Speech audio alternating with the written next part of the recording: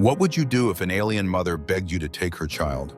A boy with terrifying powers hunted by his warlord father? I wasn't ready to be anyone's guardian, but sometimes the universe doesn't give you a choice. I've seen a lot of things in my years as a guardian ranger. Planets burning, colonies abandoned, the desperate faces of refugees who knew they were already dead. But I'll never forget her eyes when she looked at me and said, "Take my son human, just don't let him grow up like his father." The outpost on Hollow's Edge was still smoking when I arrived. My mission was simple: gather intel on Vargas activity in the outer settlements. Not rescue survivors, definitely not adopt alien children. I remember the crunch of carbon-flecked snow under my boots. The wind carried the metallic taste of weapon discharge, that unmistakable tang of ionized air that tells you people died here. Recently, that's when I saw them, a woman and child cornered against the ruins of what might have been a communications array. 3 raiders circling them, taking their time, enjoying the fear. She wasn't human, tall with skin that shimmered like oil on water when she moved. Her eyes, 3 of them, were focused entirely on the child behind her. Not on her attackers, not on me. I didn't think, I just acted.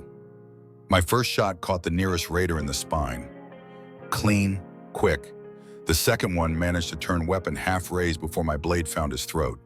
The third actually got off a shot, wild, desperate, before my final round split his skull. When I turned back to the woman, I expected gratitude, relief, the usual response when death suddenly passes you by. Instead, she stared at me with something far more unsettling. Hope. "You're human," she said. It wasn't a question. I nodded, already scanning the perimeter for more hostiles. "Guardian Ranger, Thatcher Rourke." She pushed the child forward slightly. A boy, maybe 7 or 8 by human standards. His eyes just 2, but they glowed faintly in the dim light darted between us. "I am Mela," she said. "This is Kyle." The boy didn't speak, just watched me with those strange luminous eyes. "There's an evacuation point 3 clicks east," I said, already calculating the safest route. "If we move now, No, her voice cut through mine like a blade. "No evacuation points. No refugee camps." I frowned. "Ma'am, I don't think you understand. This entire sector is being overrun." "I understand perfectly." She knelt beside the boy, her son, and brushed snow from his hair with trembling fingers. "That's why I need you to take him." "Take him where?" "Anywhere his father can't find him." The way she said father made my blood run cold, like the word itself was a curse. "Look," I said, "I'm not in the business of separating families, whatever trouble you're in. You don't understand." She interrupted, her voice barely a whisper now. "His father isn't looking for a family. He's looking for a weapon."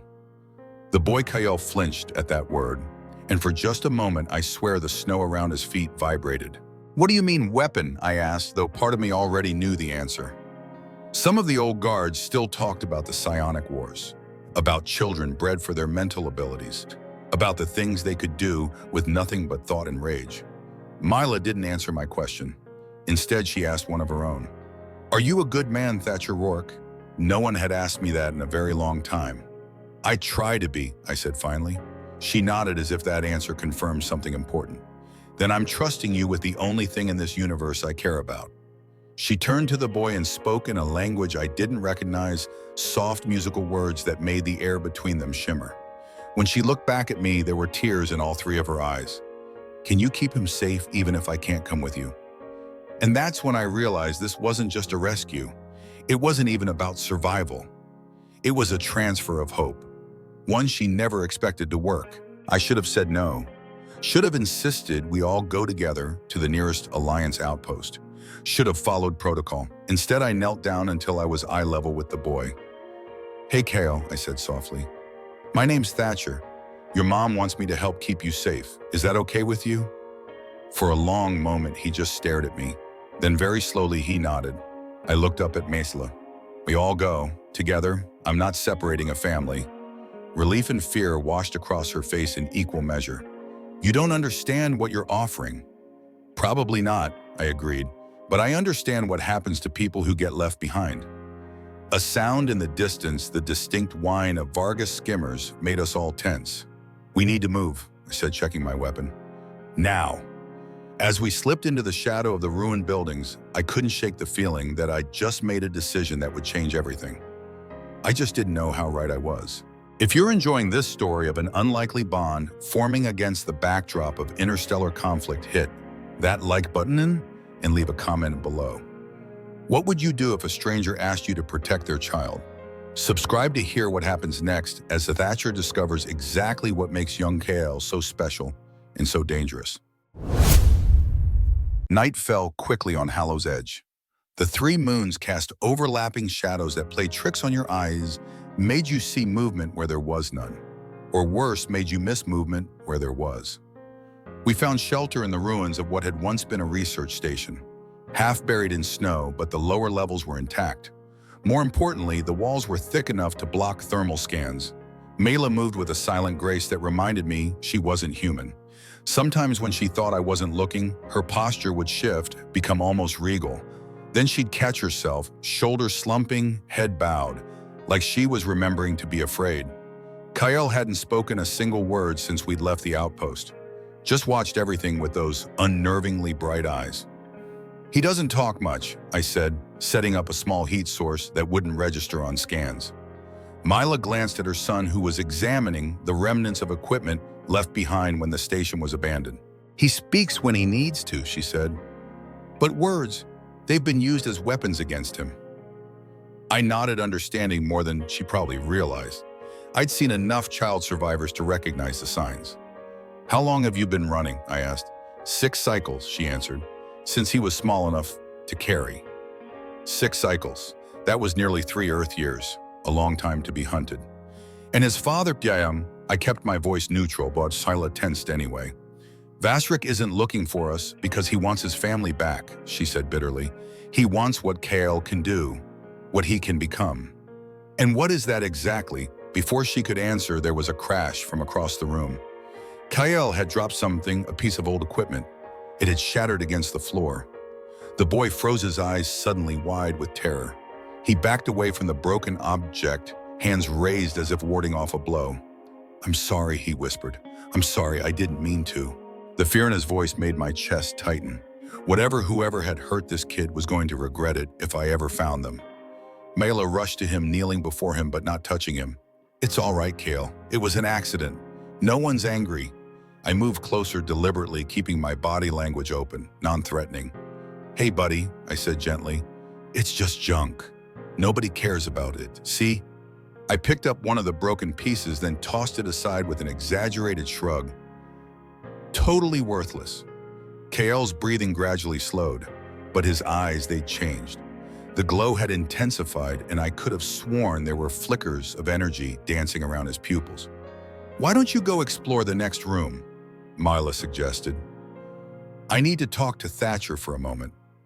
The boy hesitated, then nodded. As he left, I noticed he gave the broken equipment a wide berth. Once he was out of earshot, Mela's composure cracked. He hasn't had an episode in months, she murmured, more to herself than to me. An episode, I prompted. She looked at me, and for a moment I saw something ancient and tired in her eyes. Kale isn't just a child, she said finally. He's what my people call an aspect, a focal point for energies we barely understand. I'd heard rumors of beings like that, individuals who could manipulate the fundamental forces of reality through thought alone. Most people dismissed them as myths. His father, she continued, is Vasrik Domo, Lord Commander of the 7th Vanguard. That name I knew. Vasrik Domo was infamous even among the Guardian Rangers, a warlord who'd carved out his own territory in the disputed systems with tactics that made even hardened soldiers sick to their stomachs. And you were his consort, she admitted, the words clearly painful, until I saw what he did to the children like Kale. My blood ran cold. Children plural. She nodded, her gaze distant with remembered horror. Vasrik discovered that certain children showed potential. He began collecting them, training them, breaking them until all that remained was the power. But Kyle is his actual son, I clarified. Yes. Her voice dropped to barely a whisper. Vasrik believed his own bloodline would produce the strongest aspect. He was right. Outside, the wind howled, driving snow against the sealed windows. When I realized what he planned for our son, I fled. Mela continued.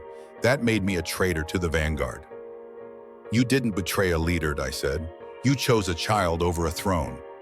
She looked at me, surprised by my understanding. That's exactly what I did. I checked my comms unit, still no signal. The snowstorm was interfering with transmissions. So these episodes, what exactly happens? Mela seemed to choose her words carefully. When KL feels threatened or afraid, sometimes his abilities manifest. It can be unpredictable. Dangerous. She didn't answer immediately, which was answer enough. I've been teaching him control, she said finally, to feel without destruction, to channel the energy. Vasrik taught him rage. I teach him peace. And which lesson is sticking? I asked. Her smile was sad, tired. I don't know yet. That's what terrifies me. A noise from the other room drew our attention. Kael had returned, standing silently in the doorway. Mom? His voice was small but steady. There's something outside. I was on my feet instantly, weapon drawn.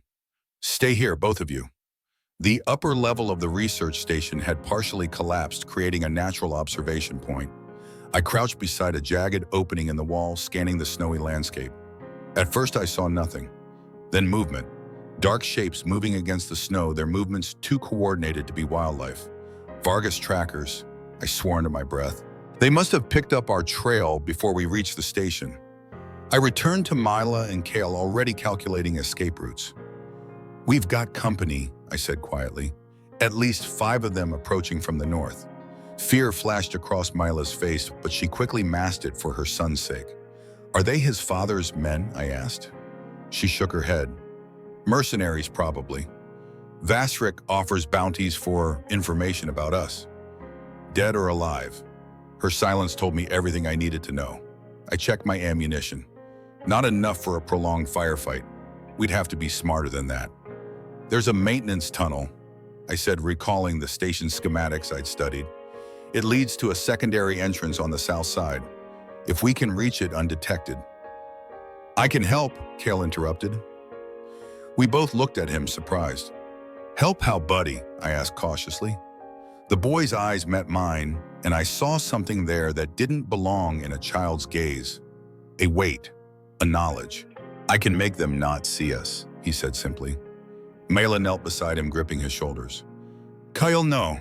We've talked about this. It's too dangerous. But they'll hurt you, he insisted, and him. He nodded toward me. I've handled worse, I assured him. That's my job. But Kale wasn't listening. His eyes had taken on that unnatural glow again, brighter now. Kale, Mila's voice was urgent. Remember what we practiced. Breathe, center, find the quiet place. The boy closed his eyes, his small chest rising and falling as he struggled to control his breathing. For a moment, nothing happened. Then I felt it, a ripple in the air, like heat distortion, but colder, much colder. He's hiding us, Mila whispered, bending perception around us. But it won't last long. I didn't waste time asking questions. If the kid could buy us a window, I'd use it. Stay close, I instructed. Move exactly where I move. Don't make a sound. We slipped out through the maintenance tunnel, emerging onto the snow-covered ground behind the station. I could see the trackers now, their dark forms moving methodically toward the main entrance. We were almost to the tree line when one of them suddenly stopped, head tilting as if listening to something. My grip tightened on my weapon, but I didn't raise it yet. Any movement might break whatever camouflage KL was maintaining. The tracker turned slowly, scanning the area where we stood. For a heart-stopping moment, I thought he saw us. Then his gaze moved on.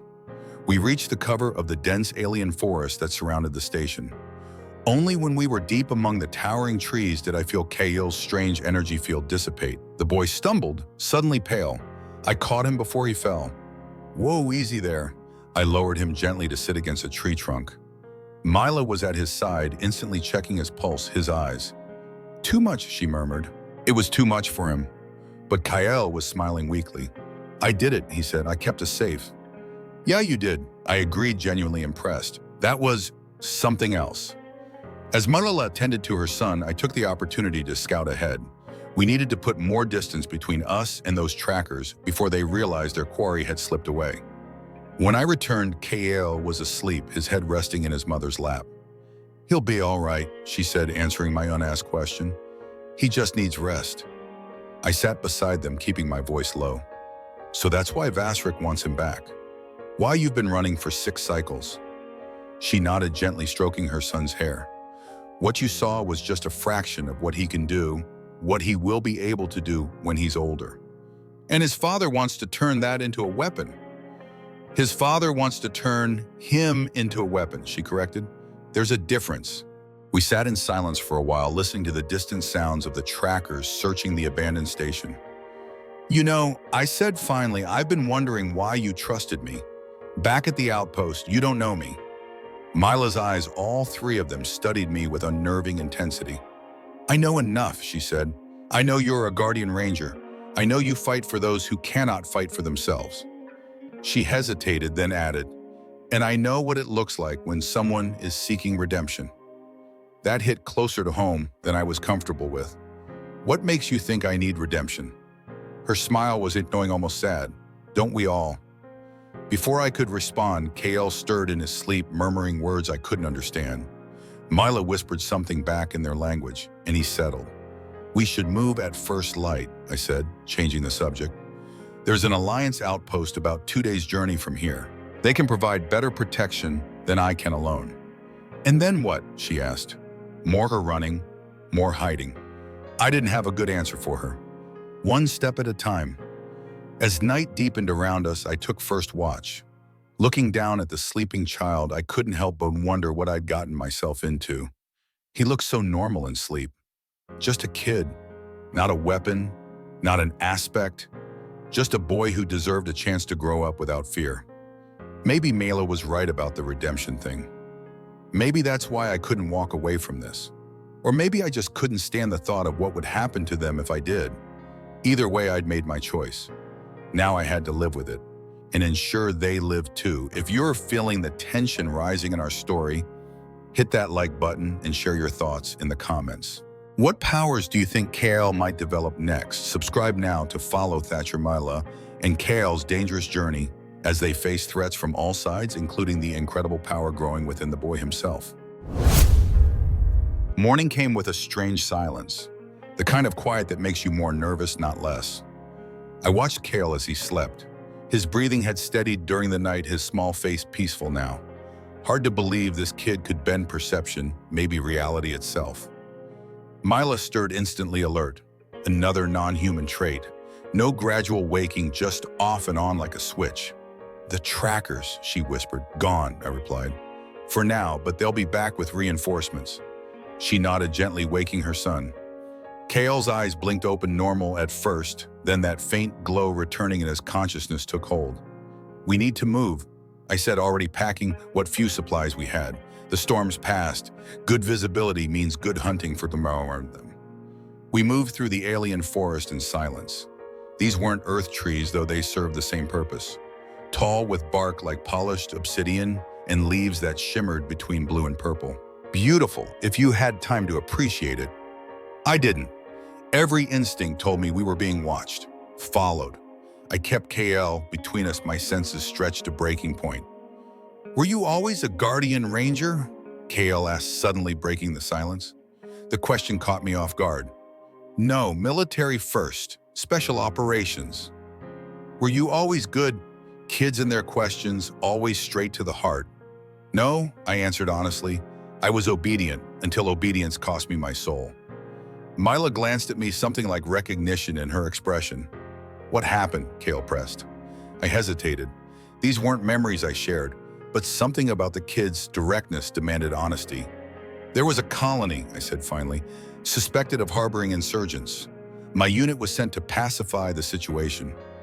The word tasted bitter even now. It wasn't until we were inside that I realized it was just families. Civilians, no weapons, no fighters. Just people who'd settled on the wrong rock. Kale listened without judgment, just absorbing. My commanding officer gave the order anyway. Said we couldn't leave witnesses to a military incursion in a neutral zone. "What did you do?" he asked quietly. "Not enough," I admitted. "I refused the order. Tried to stop it. Failed." I could still see it. The buildings burning, the screams. There was a child. I continued, the words coming unbidden now. A little girl. I tried to get her out. Wasn't fast enough. Mila's hand touched my arm briefly, a gesture of understanding. That's why you helped us, Kale said. Not a question. Smart kid, too smart. Maybe, I acknowledged, or maybe I'm just doing my job. Do you think my father was always bad? He asked next. Mila tensed beside me. This was dangerous territory. I don't think anyone starts out bad, I said carefully. People make choices. Sometimes power makes those choices harder. I have power, he said simply. Inside me. I feel it all the time now. The matter-of-fact way he said it sent a chill down my spine. That's why it's important who teaches you how to use it, I told him. Your mom's doing her best to show you the right way. He nodded, considering this. But what if I can't control it? What if it just comes out? Before I could answer, a sound cut through the forest. A low mechanical hum. Scout drones? Down, I hissed, pulling Kale to the ground. Mila dropped instantly beside us. The drone emerged from between the trees, sleek black with sensor arrays that could detect body heat through solid rock. Military grade, not the kind of tech mercenaries usually had access to, which meant these weren't just bounty hunters. As the drone hovered scanning, I felt something change in the air around us. That same cold ripple as before, but stronger. More focused, Kale's eyes were shut tight, his face a mask of concentration. The drone paused directly above our position. Its sensors rotated slowly, sweeping the area. Then inexplicably, it moved on, as if we weren't there at all. When it was gone, Kale exhaled sharply, slumping against me. Good job, kid, I whispered, genuinely impressed. But something was wrong. Kale's body had gone rigid, his eyes still closed but moving rapidly beneath the lids. Kale, Mila's voice was tight with fear. Kale, come back to me. His eyes snapped open, but they weren't his eyes anymore. The pupils had expanded to fill the entire socket, glowing so intensely I had to look away. He's coming, Kale said, his voice overlaid with a strange harmonic. He knows where we are. Who's coming? I demanded, though I already knew the answer. Father. The word hung in the air between us, heavy with dread. Then just as suddenly as it had begun, it stopped. Kale's eyes returned to normal, and he collapsed into his mother's arms. We need to move, I said, already calculating our options. Now. No, Mila countered, cradling her trembling son. He needs time to recover. Pushing him now could trigger. She didn't finish the thought. Didn't need to. I'd seen enough psionics during the wars to know what happened when their abilities overwhelmed them. The destruction, the death. How long, I asked. An hour, maybe less. Longer than I wanted, but necessary. I nodded reluctantly. Then we find cover, someplace defensible. We located a ravine cut deep into the forest floor with enough overhang to conceal us from aerial scans. I set up a perimeter while Mila tended to KL, who had fallen into an exhausted sleep. How long has he been able to do that? I asked when I was sure we were secure. The perception bending. It started small, she said, smoothing her son's hair, hiding a toy, making someone look the other way. But after his fourth cycle, it accelerated. In the eyes, the voice changed. Her expression darkened. That's new. Something is happening to him. The power is evolving. Into what? She looked at me, fear and pride warring in her gaze. I don't know.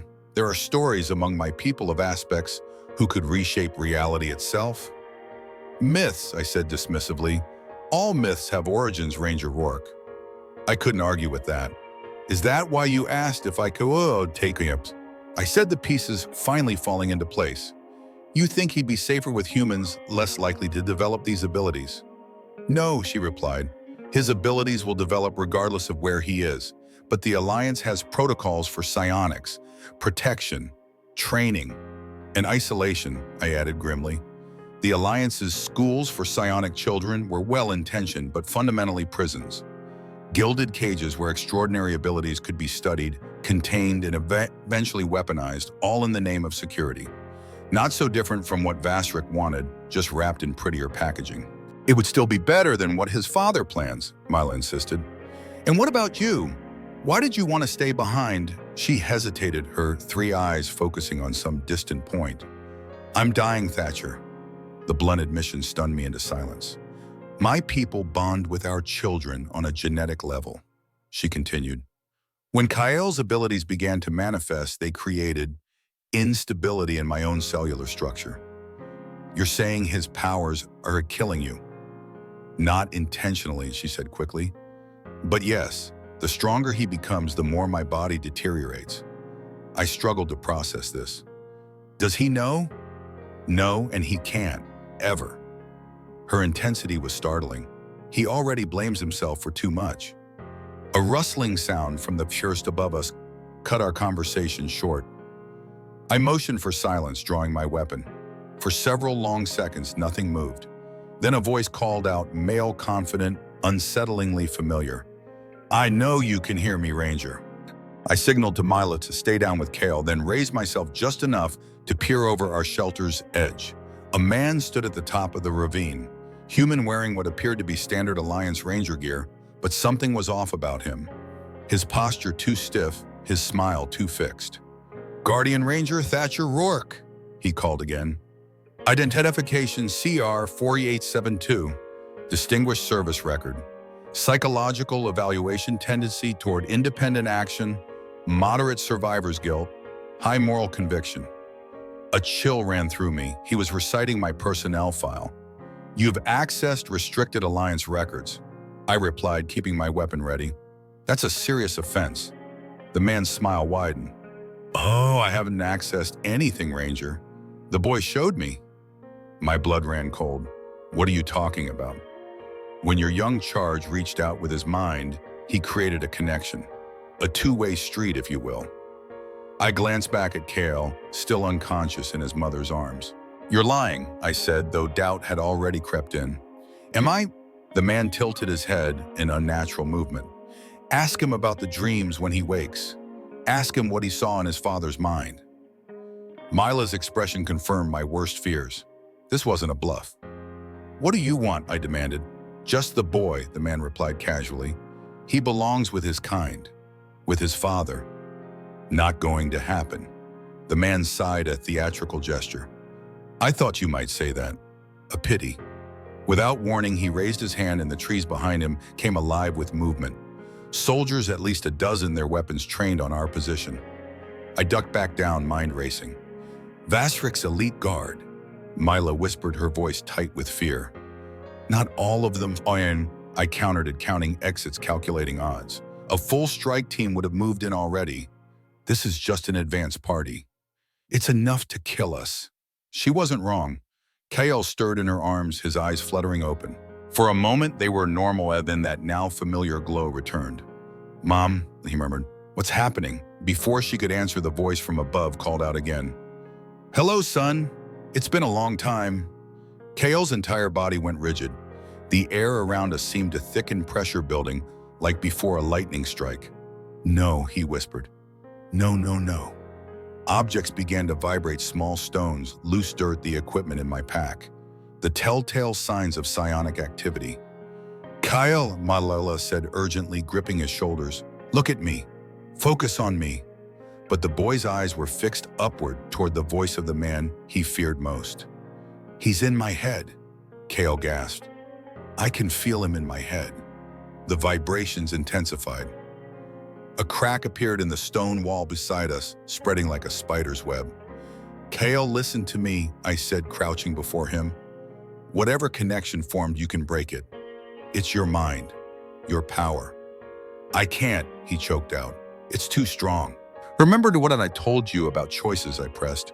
Power makes them harder, but they're still yours to make. The pressure in the air reached painful levels. My ears popped, vision blurring at the edges. Then Mila did something unexpected. She slapped her son, not hard, but enough to shock him. His eyes snapped to hers. You are not your father, she said fiercely. You never will be. For a heartbeat, nothing changed. Then slowly the vibrations subsided. The pressure eased. Kael's eyes dimmed to their usual faint glow. That's it, I encouraged. You've got this, kid. Above us, the man let out a frustrated sound, half growl, half scream. not human at all. "Kill them," he ordered. "Kill the woman and the ranger. Bring me the boy." Weapons fire erupted, tearing into the ravine walls around us. I pushed Mela and Kale deeper into our shelter, returning fire when I could. "We need to move," I shouted over the barrage. "There's a narrow passage behind us. It should lead deeper into the ravine." "Go," Mela urged, pushing Kale toward me. "I'll cover you." "Like hell you will," I snapped back. "We're not splitting up." But even as I said it, I knew our options were limited. My ammo wouldn't last much longer, and once they flanked our position, that's when I saw it. A strange distortion forming around Kale's hands like heat ripples, but with substance. It spread, forming a translucent barrier between us and the incoming fire. Kale, Mela's voice, was a mixture of awe and fear. The boy stood straight at her, his expression focused but calm. "I can hold them," he said, "long enough for us to escape." I'd never seen anything like it. Energy manipulation on this scale was unprecedented in someone so young.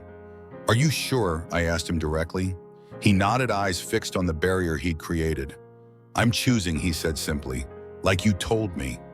Something swelled in my chest, then a pride maybe, or hope. "All right," I decided, "but we stay together.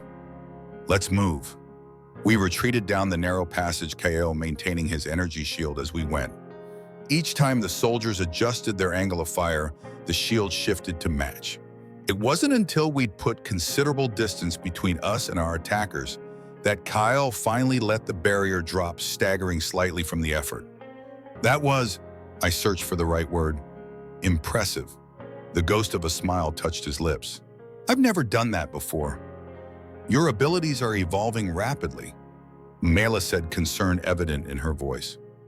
"Too rapidly." I couldn't disagree.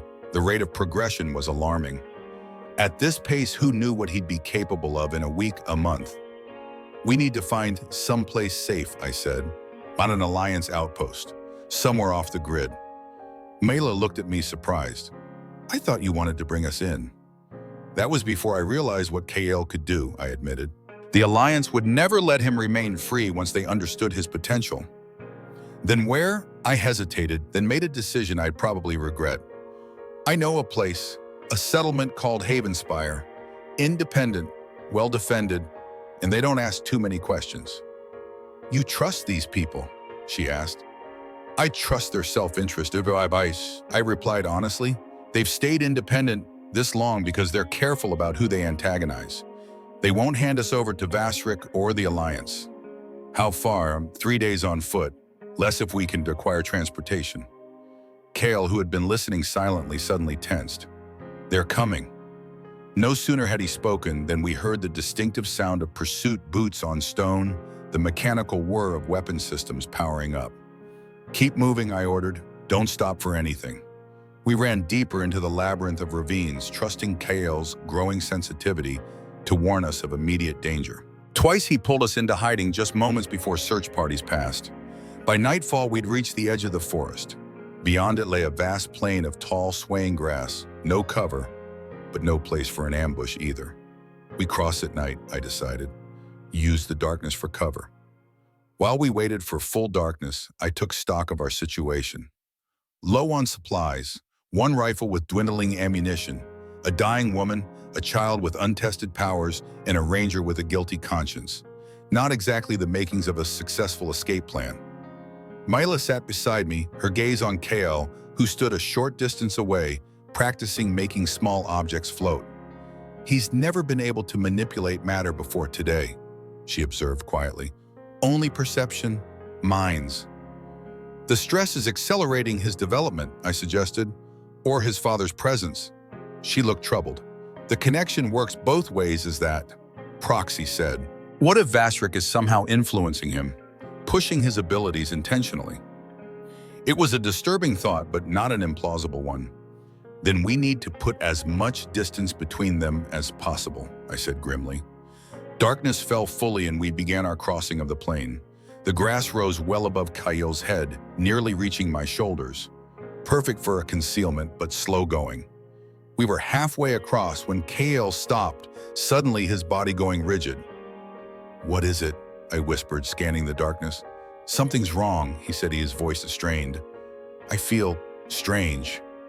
As if in answer, the ground beneath us trembled. A low rumbling sound rose from deep below. Earthquake, Mela suggested hopefully. I knew better. No, tunneler. As if summoned by the word, the earth 20 yards ahead of us erupted. A massive mechanical beast burst through the surface, all drills and grasping arms designed for both mining and combat. Run, I shouted, grabbing Kale's arm. We turned to flee, only to see a second tunneler emerge behind us, then a third to our left. Surrounded. The lead tunneler's cockpit had opened, revealing a figure silhouetted against the machine's internal lights. Surrender the born, a voice boomed through external speakers, and I may permit you both to live. Mila stepped in front of Kale, her stance protective. Never. I raised my rifle, knowing it was futile against the tunneler's armor, but unwilling to go down without a fight. Then I felt it, that now familiar cold ripple in the air, but magnified 100-fold. I turned to see Kyle standing perfectly still, his eyes blazing with light. No more running, he said, but the voice wasn't entirely his own. Deeper, resonant. No more fear. The ground beneath us began to shake, not from the tunnelers this time, but from something else, something worse. Cracks appeared in the earth, spreading outward from where Kyle stood. The grass withered and died in expanding circles around us. Kale, Mela cried, reaching for her son. Stop! You don't know what you're doing. But he was beyond hearing now. The airs around him had begun to distort reality itself, seeming to bend and warp. One of the tunnelers fired a warning shot that tore through the air above our heads. It was a mistake. Kale's eyes snapped toward the offending machine. He raised one small hand, and the tunneler stopped. Not just its movement, but everything about it. The spinning drills froze. The billowing exhaust hung motionless in the air. Then, with a gesture that seemed almost casual, Kale closed his fist. The tunneler imploded. Metal screamed as it folded in on itself, crushed by an invisible force, until nothing remained but a dense ball of compressed wreckage that dropped to the ground with a heavy thud. The operators of the other tunnelers reacted instantly, machines lurching backward, weapons powering down in surrender. But K.O. wasn't finished. The light from his eyes had spread, engulfing his entire body in a corona of pulsing energy. I said no more, he repeated, voice echoing strangely. The remaining tunnelers began to rise from the ground, lifted by nothing but Kyle's will. They hung suspended for a moment, their pilots clearly visible, now expressions of terror on their faces. Kale, please. Mila begged, tears streaming from all three eyes. This isn't you, this is what he wants you to become. Something in her voice seemed to reach him. The glow around his body flickered. I took a chance, stepping directly into his line of sight. Kid, listen to me. You don't have to do this. These men are just following orders. They're not worth your soul. His gaze fixed on me, unfathomable power burning behind those young eyes. They hurt you, he said, the dual-layered voice cracking slightly. They hurt Mom. I know, I agreed gently. But we're okay now. We're alive. Together. The tunnelers remained suspended, but they'd stopped rising higher. You have a choice, I continued, repeating what seemed to resonate with him. Power makes it harder, but it's still yours. For several heart-stopping seconds, nothing changed. Then slowly the glow began to recede. The tunnelers descended, not crashing down, but lowered carefully to the ground. Kale's eyes returned to normal, and he collapsed to his knees. I was at his side instantly, Mela right beside me. I almost, he whispered, trembling violently. I could have, but you didn't, I told him firmly. You chose not to. He looked up at me, tears streaming down his face. I felt him in my head, telling me to destroy them, to destroy everything. Mela gathered him into her arms, rocking him gently. It's all right now.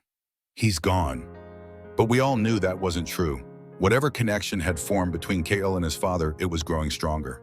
And Vasrik was using it to push his son toward the darkness. The tunneler pilots had fled, abandoning their machines. Smart move on their part. We need to keep moving, I said reluctantly. They'll send more. Mila nodded, helping Kale to his feet. The boy was exhausted, barely able to stand. I can carry him, I offered. To my surprise, she shook her head.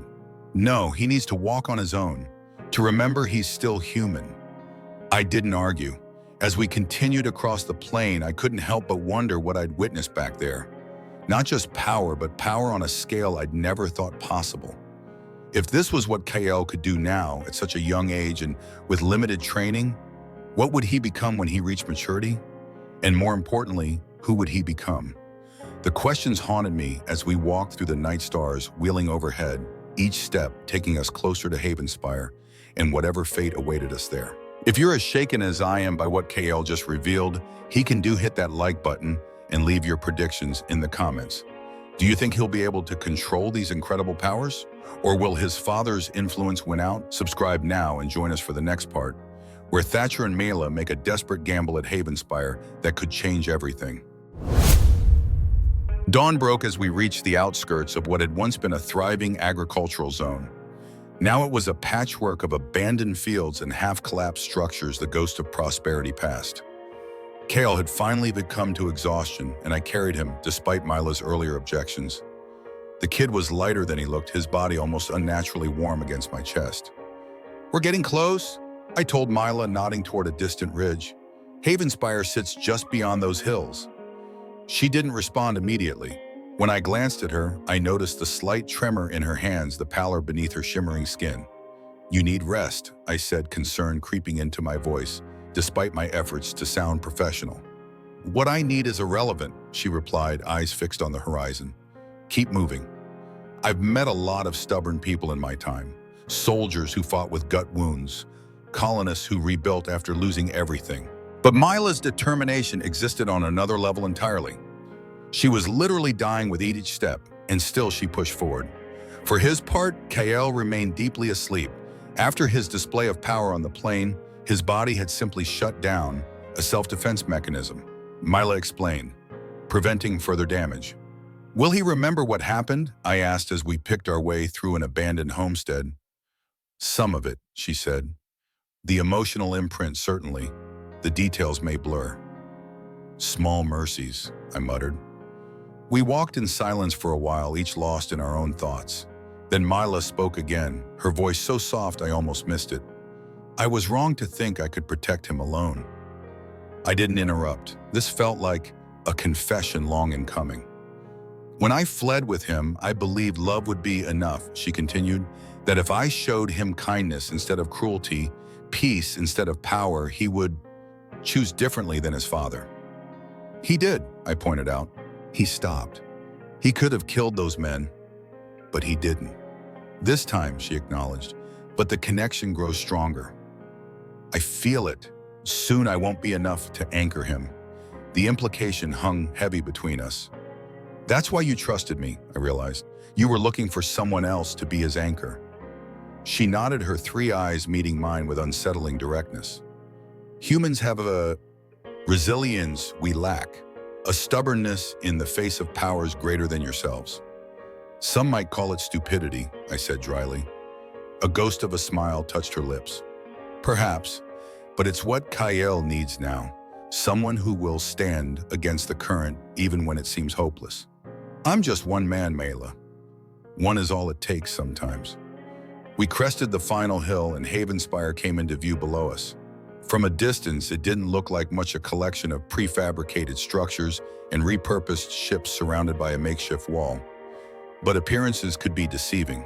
Havenspire was home to nearly 1,000 souls, refugees, deserters, explorers, and others who existed in the margins between Alliance space and the wilder frontier systems. They'd built something remarkable here, a community that asked no questions about your past, only about what you could contribute to the future.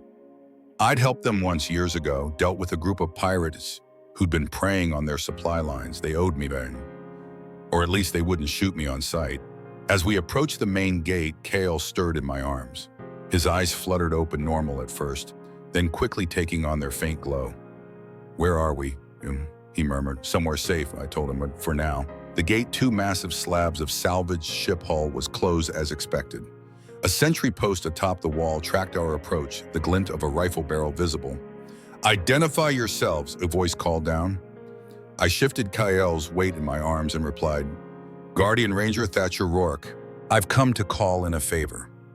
There was a long pause, then Rourke. The one who dealt with the crimson ravens. The same. Another pause followed by the sound of mechanisms grinding to life. The massive gates began to part. The elder will want to speak with you, the voice informed us. Directly. That wasn't what I'd hoped to hear. I'd planned to slip in, quietly find lodging on the outskirts, keep a low profile. A meeting with the elder meant questions, attention, but we were in no position to refuse. Understood, I called back. As the gates opened fully, I set Kyle down. He swayed slightly but remained standing, his eyes wide as he took in the settlement before us. Havenspire was a study in organized chaos. Structures of various origins and architectural styles pressed against one another, connected by a web of walkways and bridges. People moved with purpose, carrying loads, making repairs, haggling at makeshift stalls. So many different kinds, Kale whispered, clearly awed by the diversity of species. He was right. Havenspire was home to beings from dozens of worlds, some humanoid, others decidedly not, all coexisting in relative harmony. That's why we're here, I told him. Difference is normal in this place. Mila's expression was guarded as we passed through the gates. I couldn't blame her. After 6 cycles of running, trust didn't come easily. We were met by a small delegation, 3 individuals who couldn't have been more different from one another. A tall avian being with iridescent feathers, a stocky 4-armed humanoid whose skin resembled burnished copper, and between them a human woman of advancing years, her white hair bound in intricate braids, her face weathered by time and hardship. Elder Vale? I greeted her with a respectful nod. Ranger Rourke, she replied, her voice stronger than her frame suggested. You've brought trouble to my doorstep. Not a question. A statement of fact. Unavoidable circumstances, I said carefully. Her piercing gaze moved from me to Mila, then lingered on Kale. Indeed. She gestured toward one of the larger structures near the center of the settlement. Come, we'll speak privately. As we followed her through the crowded pathways, I noted the reactions of those we passed. Curiosity mainly, some wariness, but no hostility. That was something. Elder Vale's quarters were sparse but comfortable. A single room divided by hanging fabrics into different functional areas. She directed us to a cluster of cushions in what appeared to be a meeting space. Sit, she instructed. Refresh yourselves. The avian being placed a tray of water and some kind of dried fruit before us, then departed along with the 4-armed individual, leaving us alone with the elder. Kale drank thirstily. Mila touched nothing. Now, Elder Vale said, once we were settled, explain why a guardian ranger travels with a Kaisari woman and a child who radiates enough psionic energy to trigger every sensor in our perimeter. I glanced at Mila, surprised. You know her people. I know many things, Ranger Rourke, including the fact that Kisari rarely leave their homeworld, and when they do, it's never without purpose. Mila straightened, meeting the elder's gaze directly. I am Mela Domo, former consort to Vasrik Domo of the 7th Vanguard. This is our son, Kyle. Elder Vale's expression didn't change, but a new tension filled the room. Vasrik Domo, she repeated slowly. The butcher of Pelios. Yes, Mela acknowledged. And you've brought his son to my settlement. The elder's voice remained calm, but steel had entered it. A son who, if my sensors are correct, possesses psionic abilities that vastly exceed our containment capabilities. He's just a child, I interjected. Children grow, she countered, sometimes in directions we don't anticipate. Kale, who had been silent until now, spoke up suddenly. I won't hurt anyone. I promise, baby. Elder Vale's gaze softened slightly as she turned to him. Promises are easily made, young one, less easily kept when factors beyond your control come into play. My son has been fighting those factors his entire life, Mela said fiercely. He chooses his own path. Does he, the elder leaned forward, or has the choice simply not been forced upon him yet? I felt my patience wearing thin. We didn't come here for philosophical debates. We need sanctuary, a place to rest, regroup, and plan our next move. And what is that next move, Ranger? Running forever, or confronting the source of your troubles? I had no good answer for that. We can't go to the Alliance, I said instead. Not with what KL can do. They'd lock him away, study him, turn him into exactly what his father wants, a weapon. And you believe we can protect him when Vasric Domo inevitably tracks him here, when he brings his vanguard against our walls? It was a fair question. Havenspire was well defended for a civilian settlement, but it wouldn't stand against a military assault. We won't stay long, I promised, just until we can arrange more permanent sanctuary elsewhere. Elder Vale studied us in silence for a long moment. Then surprisingly, she laughed a short, sharp sound without much humor. You know, Sheeta, the last time you were here, you also claimed your stay would be brief, yet you remained for nearly a season helping rebuild our eastern sector after the floods. I'd almost forgotten about that. Different circumstances. Perhaps. She turned her attention to Kale. Child, come here. Kale glanced at his mother, who nodded reluctantly. He approached the elder with cautious steps. Vale reached out her gnarled hands, framing his face but not quite touching him. For several seconds, she simply looked into his eyes. What do you see? She finally asked him. Kale's brow furrowed. In what? In your future? In your mind? What path do you see for yourself? He hesitated, then answered with disarming honesty. I don't know. Sometimes I see darkness, destruction, like my father wants. But then I remember what Mom teaches me, what Thatcher showed me, and I see something else. What else? The elder pressed. Peace, he said, the word more question than statement. A place where I don't have to be afraid, where I don't make others afraid. And Elder Vale nodded slowly as if his answer confirmed something, tying Vale's weathered hands finally came to rest gently on Kael's shoulders. Fear is a poison, she told him softly. It clouds judgment, corrupts intention, creates the very monsters it dreads. She looked up at Mila and me. You may stay 3 days. During that time, the boy will train with our sensitives. Sensitives, I questioned. Those in our community with psionic gifts, she explained. None as powerful as your young friend here, but they understand the discipline required. Mila tensed. My son is not a student to be. Your son, Vale interrupted firmly, is a bomb waiting to detonate. I witnessed the energy signature from his last episode. It was visible from orbit. The blunt assessment silenced us both. Vale stood, her movements deliberate. We will provide quarters, food, medical attention. She looked pointedly at Mila, which I believe you require urgently. Mila didn't deny it. In return, the boy trains. He learns control, real control, not just suppression. It was a fair offer, better than I'd hoped for. Thank you, I said. Val nodded, then pressed a small communication device. The avian being returned almost immediately. Talon will show you to your quarters, she said. Rest. We'll begin tomorrow. As we followed Talon through the settlement, Kale looked up at me. What did she mean about Mom needing medical attention? I exchanged a glance with Mila. She hadn't told him. I'm fine, she assured him. Just tired from our journey. The lie hung heavy between us. Our assigned quarters were modest but clean. A small dwelling near the edge of the settlement with 2 rooms, basic furnishings, and a sonic cleansing unit. Luxury compared to where we'd been sleeping. Kale collapsed onto one of the sleeping platforms almost immediately, his young body demanding rest after the strain of recent events. Once he was asleep, I confronted Mila in the outer room. You need to tell him, I said quietly, about your condition. She shook her head. It would only burden him, make him feel responsible. He deserves to know. What he deserves is a chance to develop without guilt shadowing his every step, she countered. To see his abilities as something other than a curse. I couldn't argue with her maternal instinct, but secrecy rarely ended well. How long? I asked instead. She understood my meaning. Without intervention, weeks, maybe less. The stark timeline hit me harder than expected. I'd known her barely 3 days yet. The thought of her death felt like a personal failure. And with intervention, there is no intervention, okay, she said simply. Not for Schweiman.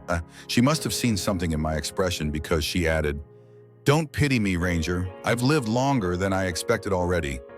Every day with him is a gift I nearly lost. I nodded, respecting her stoicism, if not her decision to keep KL in the dark. Get some rest, I advised. I'll take first watch. You think we're not safe here? She asked. I think safety is relative, I replied. And habits keep you alive. She didn't argue further, retreating to the room she would share with her son. Left alone, I took stock of our situation. We'd found temporary sanctuary, yes, but what then? Vasrik wouldn't stop hunting them. The Alliance would eventually hear rumors of Kael's abilities. We couldn't run forever, especially with Mila's condition deteriorating. We needed a permanent solution. I spent the night considering options, each less appealing than the last. By dawn, I had no brilliant plans, just a growing certainty that our path forward would require sacrifice. The question was, whose morning brought a visitor, a slender humanoid with pale blue skin and eyes that seemed to shift color depending on how the light hit them. I am Saren, home, they introduced themselves. Elder Vale sent me to work with the boy. One of the sensitives then. Kael approached our visitor with open curiosity. For all he'd been through, he still possessed a child's natural wonder. Your mind is very bright, Saren told him. I could sense it from across the settlement. Kael ducked his head, embarrassed or ashamed, I couldn't tell which. That's not a bad thing, Saren assured him. It only means you have much to learn about containing your light. Can you show me how? Kael asked, hope evident in his voice. I can begin to. True mastery will take time. Saren glanced at Mila. More time than you have here. An uncomfortable truth, but one we all recognized. We'll make the most of it, Mila said. May I accompany them? I asked, surprising myself with the request. Saren considered me. You have no psionic ability. No, I agreed, but I have a vested interest in the outcome. After a moment, they nodded. As you wish. We followed Saren to a secluded area near the edge of the settlement, a small clearing surrounded by what appeared to be intentionally planted crystal formations. A focusing space, Saren explained, noting my interest in the crystals. They amplify and contain psionic energy, make it visible, tangible. Kael moved to the center of the clearing, his eyes already beginning to take on that familiar glow. First, Saren instructed, we must understand what you can do, what comes naturally without effort. For the next hour, they led Kael through a series of exercises, moving small objects, bending perception, creating shields of energy. With each success, the crystal formations around us hummed and glowed in response. It was unnerving and impressive. His range is extraordinary, Saren commented to us as Kael worked. Most sensitives specialize telekinesis or empathic sensing or mental manipulation. He crosses all domains. Is that good? I asked. It's unprecedented, they replied, and potentially unstable. Mila frowned. What do you mean? Imagine having all your senses heightened simultaneously. Sight, sound, touch, taste, smell, all amplified beyond natural limits. How would you function? How would you not go mad from the overload? I began to understand the true danger. It wasn't just Kael's power that threatened him. It was his inability to process all he could perceive and affect. So what's the solution? I asked. Compartmentalization, Saren said, teaching him to access one ability at a time, to build walls between different aspects of his power. They returned to Kael, guiding him through more focused exercises. This time, when he succeeded in moving an object, Saren immediately instructed him to shield his mind from their probing thoughts, but not to try both simultaneously. By midday, Kael was exhausted but exhilarated. For perhaps the first time, he'd used his abilities intentionally with guidance, rather than in fear or desperation. You did well, Saren told him. Tomorrow we will work on maintaining separation between your mental domains. As we walked back toward our quarters, Kael bounced with newfound energy. Did you see what I did? He asked, looking between Mila and me. The rocks moved exactly where I wanted them to go. I saw, Mila said, smiling despite the obvious toll the day had taken on her. You were magnificent. Thatcher.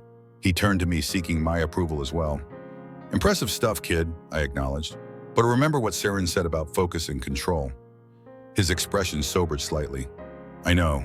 It's not about how much power I have. It's about how I use it. Smart kid. Too smart sometimes. We spent the afternoon exploring the settlement, or at least the sections that were open to visitors. Kael marveled at the diversity beings from across known space, each with their own customs, languages, abilities. It's like everyone here is different, he observed, but nobody cares. That's the point of Havenspire, I explained. Difference isn't feared, it's valued. Could we stay, he asked suddenly. Forever. The hope in his voice was painful to hear. We'll see, Mila said, a non-answer that Kayal accepted without question. That night after Kayal was asleep, I found Mila standing outside our quarters, staring up at the unfamiliar constellations. He did well today, I offered. Yes, she agreed. Better than I expected. We stood in companionable silence for a while. You know he can't be contained forever, she said finally. Even with training, even with discipline. What he can do, it will change everything eventually. I know. Vasrik knows it too. That's why he'll never stop hunting him. I had been considering this problem all day. What if we change the equation? She looked at me curious. How? By taking the fight to Vasrik, I said, ending the threat at its source. Mila's laugh was bitter. You've never seen the 7th Vanguard Ranger. Their fortress world, their armies. It would be suicide. Maybe, I acknowledged. But running forever is a slow death anyway, for all of us. She didn't respond immediately, but I could see her calculating weighing options. Kayal is making progress, she finally said. Let's see what the next 2 days bring before we decide. It was a reasonable approach, but something told me time was running shorter than either of us realized. That night, I dreamed of the colony again. The burning buildings, the screams, but this time when I reached for the little girl, it was Kayal I found instead, his eyes glowing with that unearthly light. You can't save everyone, Thatcher, he said in my dream. Sometimes you have to choose. I woke with a jolt, the echo of his words lingering in my mind. The next day's training was more intensive. Seren pushed Kayal harder, testing the limits of his control. There were moments when the power threatened to overwhelm him, when the crystals surrounding the clearing pulsed with dangerous energy. But each time Kayal pulled back from the edge, centered himself, found that quiet place Mila had taught him to seek. His resilience is remarkable, Seren told us during a brief rest period. Most children his age would have surrendered to the power long ago. He's had good teachers, I said, nodding toward Mila. She accepted the compliment with a slight inclination of her head, but I could see she was struggling. Her movements were slower today, her breathing more labored. That evening, the settlement held some kind of celebration, a ritual marking the changing of seasons. Music drifted through the air, along with the scent of unfamiliar foods. Kayal was fascinated. Can we go see? Mila hesitated. I'm tired tonight, but perhaps Thatcher. The unspoken request hung between us. I nodded. Sure, kid, let's check it out. Won't hurt to experience a little local culture. As we walked toward the central gathering area, Kayal's small hand found mine. Such a simple gesture, but it hit me like a physical blow. When was the last time anyone had reached for me like that? With such uncomplicated trust. The celebration was in full swing when we arrived. Beings of all descriptions danced, ate, sang. Children ran between adults playing some kind of tag game with glowing markers. Kayal watched it all with wide eyes. Can I? He began, then stopped unsure. Go on, I encouraged him. Just stay where I can see you. He hesitated only a moment before joining a group of children nearby. I watched, half expecting the others to reject him or for his abilities to manifest accidentally. But nothing dramatic happened. He was just a kid playing with other kids. Laughing, normal. I felt a presence beside me and turned to find Elder Vale. An uncommon sight, she observed, the son of Vesrik Domo playing tag. He's more than his father's son, I replied. Yes. She watched the children thoughtfully. That much is clear. But will it be enough? I frowned. Enough for what?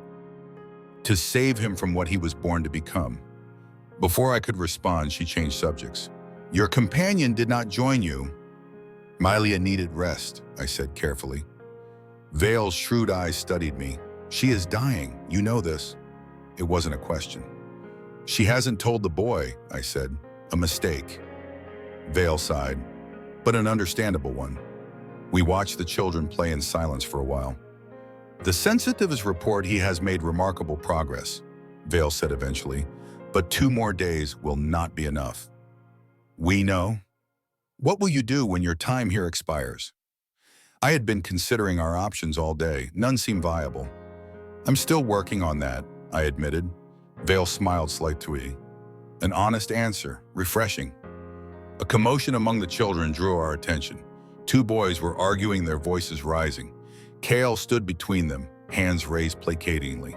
"Trouble?" I muttered, already moving in their direction. But before I reached them, something unexpected happened. Kale placed a hand on each boy's shoulder, and a faint glow, barely perceptible, passed between them. Almost instantly, both boys calmed, their anger dissolving. They looked at Kale with confusion, then at each other, and finally shrugged and returned to their game as if nothing had happened. Kale caught my eye across the distance. His expression asked a silent question: did I do something wrong? I gave him a small nod of approval. Whatever he'd done, he'd used his abilities constructively, to create peace rather than conflict. When I turned back to Vale, she was smiling. "Interesting," she murmured. "What did he do?" I asked. "Empathic manipulation," she explained. "He made them feel what the other was feeling, created understanding where there was none." Is that normal? For a sensitive of his caliber, perhaps. But to do it so instinctively with such precision? She shook her head. "No, that is rare indeed." I watched Kale rejoin the game, no different in appearance from any of the other children. "He could do so much good," I said quietly. "Or so much harm," Vale countered. "Power is neutral. Intent shapes its impact." Duh. "He has a good heart." "Hearts can change," she replied, "especially when broken." The cryptic statement lingered between us as the celebration continued around us. Later, as I walked KL back to our quarters, he was unusually quiet. "Everything okay?" I asked. He nodded, then after a moment shook his head. "I felt something," he said, "from Mom when we left earlier." A chill ran through me. "What did you feel?" "Pain," he said simply, "and goodbye." The word hung in the air between us, heavy with meaning. "Kale, monsieur," I began, not sure what to say. "She's sick, isn't she?" he interrupted. "Really sick, not just tired." I stopped walking, kneeling to his level, his eyes luminous, even in their normal state, fixed on mine. "Yes," I admitted finally. "She is." "Because of me," he whispered. "Because of what I can do." "No," I said firmly. "Not because of you, because of circumstances beyond anyone's control." It wasn't entirely true, but it wasn't entirely false either. The connection between Kael's abilities and Mela's deterioration was complex, not direct cause and effect. "Can I fix it?" he asked, hope flaring. "With my powers?" The question broke my heart. "I don't think so, kid. Some things are beyond even what you can do." His face crumpled, and for the first time since I'd met him, Kael cried openly, not from fear or pain, but from the purest grief. The knowledge that the person he loved most was slipping away. I did the only thing I could. I pulled him close, letting him sob against my shoulder. Around us, the night air shimmered with energy, his power responding to his emotional state. But he contained it, controlled it. Even in his deepest sorrow, he remembered his training. When his tears finally subsided, he pulled back, wiping his face with determined dignity. "I want to help her," he said, "for whatever time she has left." I nodded, respecting his resolve. "Then let's start by giving her some peace. She didn't tell you because she didn't want you to worry." "I know," he acknowledged that, "but I'm not a baby anymore." No, he certainly wasn't. When we returned to our quarters, Mela was waiting. One look at Kael's face and she knew. "You told him," she said to me, her voice carefully neutral. "He already knew," I replied. "He sensed it." Something passed between mother and son, then a look of such profound understanding that I felt like an intruder witnessing it. "I'm sorry," she said finally. "I wanted to protect you." "I know, Mom." Kael moved to her side, taking her hand. "But now I want to protect you." Mila smiled, tears glistening in all three of her eyes. My brave boy. That night I took watch again, leaving mother and son to their private conversation. The words were too soft for me to hear, but occasionally Mila's gentle laughter drifted through the thin walls. Dawn found me still awake, thinking about choices, about paths forward, about what it meant to redeem one's past through action in the present. By the time Mela and Kael emerged, I had made a decision. "We need to talk." "Gotta talk," I told them, "about what happens next." If this story of sacrifice, power, and the choices that define us is resonating with you, hit that like button and drop a comment about what you think Thatcher's decision might be. Subscribe now to see the dramatic conclusion as our unlikely family faces their greatest challenge, confronting Vasric Domo on his own territory. Can Kael's growing powers overcome his father's influence? Will Mila's sacrifice be in vain? Find out in the final chapter. We gathered in the small living area of our quarters, the morning light casting long shadows across the floor. Kael sat close to his mother, as if afraid to waste a single moment of proximity. "We have one more day here," I began. "Then we need a plan." "We keep running," Mila suggested, though there was little conviction in her voice. "Find another settlement, another sanctuary." "And then another after that," I said gently, "and another, always one step ahead of Vasric's forces, until when the unspoken truth hung heavy between us.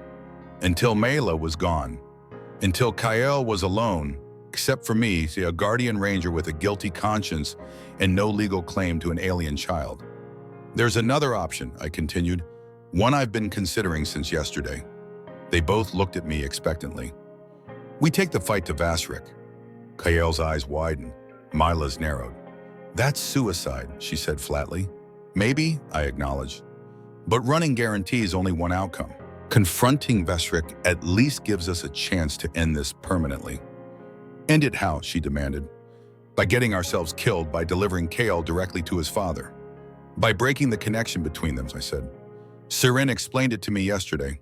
As long as Vasric lives, his psychic link to Kael will persist, will grow stronger. Distance doesn't matter, not for beings like them." Mila fell silent considering this. She knew I was right. "Even if we wanted to," she said finally, "we could never penetrate the defenses of his fortress world. The Vanguard's security is impenetrable." "Not entirely."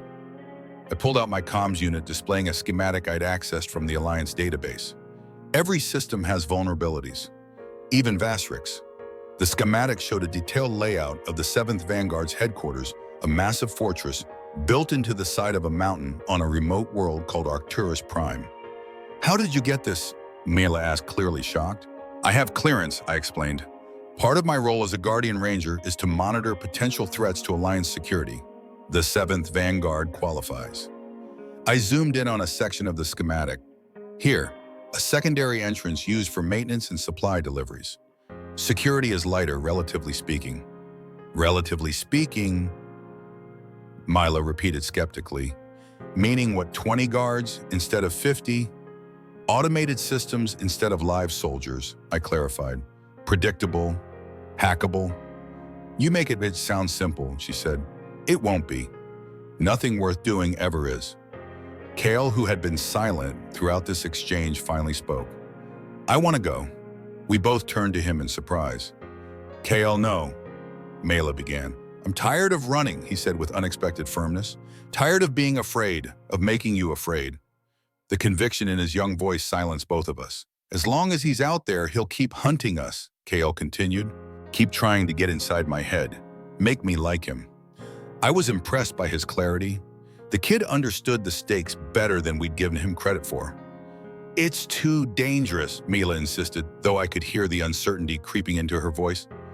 "More dangerous than waiting for him to find us again?" Kael asked. "When you're—" He couldn't finish the sentence. "When you're gone," he meant. "When I'm alone." Mila closed her eyes, pain washing across her features, not just physical this time. "If we do this," she said finally, "we do it my way. I know his fortress, his routines, his weaknesses." I nodded. "I'm listening." For the next hour, Mila detailed what she knew of Vasric's operation, security protocols, guard rotations, the layout of the inner sanctum where he conducted most of his business. It was valuable intelligence, the kind the Alliance would pay handsomely for. But more importantly, it was our roadmap to a confrontation that could finally end this chase. "Even with all this information," she concluded, "our chances are slim. Vasric is not just powerful politically and militarily. He has abilities of his own." "Like mine?" Kael asked. "Similar," she confirmed, "but different. Where your power comes from, empathy from connection, his comes from dominance, from breaking wills rather than understanding them." That aligned with what I knew of the warlord's reputation. He didn't just defeat his enemies, he broke them, made examples of them. "We need allies," I said, "resources." Mila's laugh was bitter. "Who would stand with us against the 7th Vanguard? Who would risk Vasric's wrath?" I thought of Elder Vale of Havenspire's commitment to protecting its own, but I couldn't ask them to join this fight. They had too much to lose. We don't need an army, I said instead. Just the right tools, the right moment. And a miracle, Mila added. Kale looked between us, his expression resolute. I can do it, he said. I can face him. The confidence in his voice was both inspiring and terrifying. Here was a child willing to confront his greatest fear, the monster of his nightmares, because he understood the alternative was worse. Not alone, I told him firmly. Never alone. His small smile nearly broke my heart. I know. I have you and Mom. For now, I thought but didn't say. We spent the rest of the day refining our plan. It was ambitious, risky, perhaps impossible, but it was better than waiting for the inevitable. As evening approached, I left Mila and Kyle to visit Elder Vale. I found her in her quarters as if she'd been expecting me. You've made a decision, she observed as I entered. Yes. A dangerous one, I suspect. I did not bother denying it. We're going to confront Vasric Domo directly, end the threat at its source. Vale didn't seem surprised. A bold strategy, some might call it foolhardy. Some might be right, I admitted. But it's the only path that offers a permanent solution. And the boy, he agrees to this. It was partly his idea. Vale nodded slowly. He is remarkable, far more than his father ever anticipated, I think. I hesitated, then voiced the request I'd come to make. We'll need transportation, supplies, weapons. You ask much of Havenspire, she noted. To aid in an action against the 7th Vanguard invites retaliation. I know, I acknowledged, and I wouldn't ask if there were any other way. Vale was silent for a long moment, her weathered hands folded in her lap. Vasric Domo has been a shadow over this sector for too long, she said finally. His methods have brought suffering to many, including some who found sanctuary here. Hope flickered within me. I cannot commit Havenspire to your cause officially, she continued, but I can provide personal assistance, a ship, basic supplies, what weapons we can spare. Thank you, I said, relief washing through me. She raised a hand. There is a condition. Name it. If you fail, if capture seems inevitable, you must ensure the boy does not fall into his father's hands, by any means necessary. The implication was clear. Better Kyle dead than transformed into the weapon Vasric desired. I understand, I said, though the thought turned my stomach. See that you do, Vale replied. Some fates are worse than death, for the individual and for all who would suffer at their hands. I left Vale's quarters with a mix of gratitude and dread.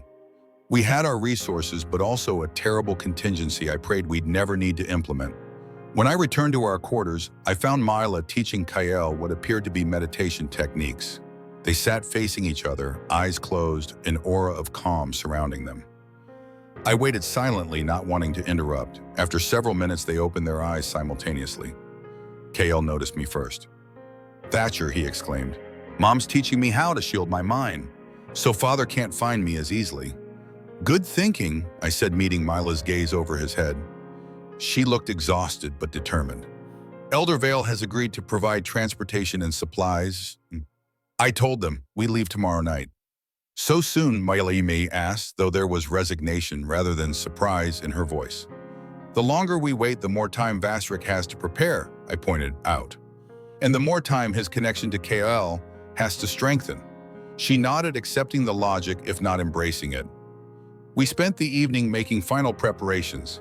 I insisted Kale get one more training session with Seren, focusing specifically on mental shielding techniques. Anything that might help him resist his father's influence when we finally confronted him. Late that night, after Kale had fallen asleep, Mila joined me outside. The 3 moons of this world cast an ethereal light across the settlement. If this goes wrong, she said without preamble, promise me you'll protect him, even from himself. I will, I assured her, with my life. It might come to that, she acknowledged grimly. Then after a pause, why are you doing this, Thatcher? Really, you barely know us. This isn't your fight. I considered her question carefully. Maybe I'm tired of walking away from fights that matter. The colony, she guessed. The one you told Kyle about. I nodded. Among others, there comes a point when you have to decide what kind of person you want to be, what kind of legacy you want to leave. Legacy, she repeated softly. Yes, I understand that motivation all too well. We stood in companionable silence for a while, each lost in our own thoughts. He trusts you, Mela said finally, more than I've ever seen him trust anyone besides me. He's a good kid, I replied. Deserves better than the hand he's been dealt. Most do, she agreed. Few receive it. Another pause then. If I don't survive this, Mela, she held up a hand silencing me. If I don't survive, he'll need someone, not just a protector, a parent. The word hung between us, heavy with implication. I'm not exactly father material, I said, discomfort making my voice gruffer than intended. Her smile was sad but genuine. You're more than you realize. Before I could respond, she turned and went back inside, leaving me with thoughts I wasn't ready to confront. The next day passed in a blur of preparation. Elder Vale provided a small transport vessel, unmarked with modified engines, that would make it difficult to track. It wasn't much to look at, but it was fast and had decent shielding. Supplies were loaded, weapons secured. A flight plan established that would take us to Arcturus Prime via a circuitous route to avoid detection. Seren spent several hours with Kyle reinforcing the mental techniques they'd been practicing. By the end of their session, even I could perceive a difference in the boy. His energy felt more contained, focused. As dusk approached, we made our final preparations. Kyle seemed unnaturally calm for a child facing such danger. Mila's face was a mask of determination that couldn't quite hide her fear. Elder Vale came to see us off personally.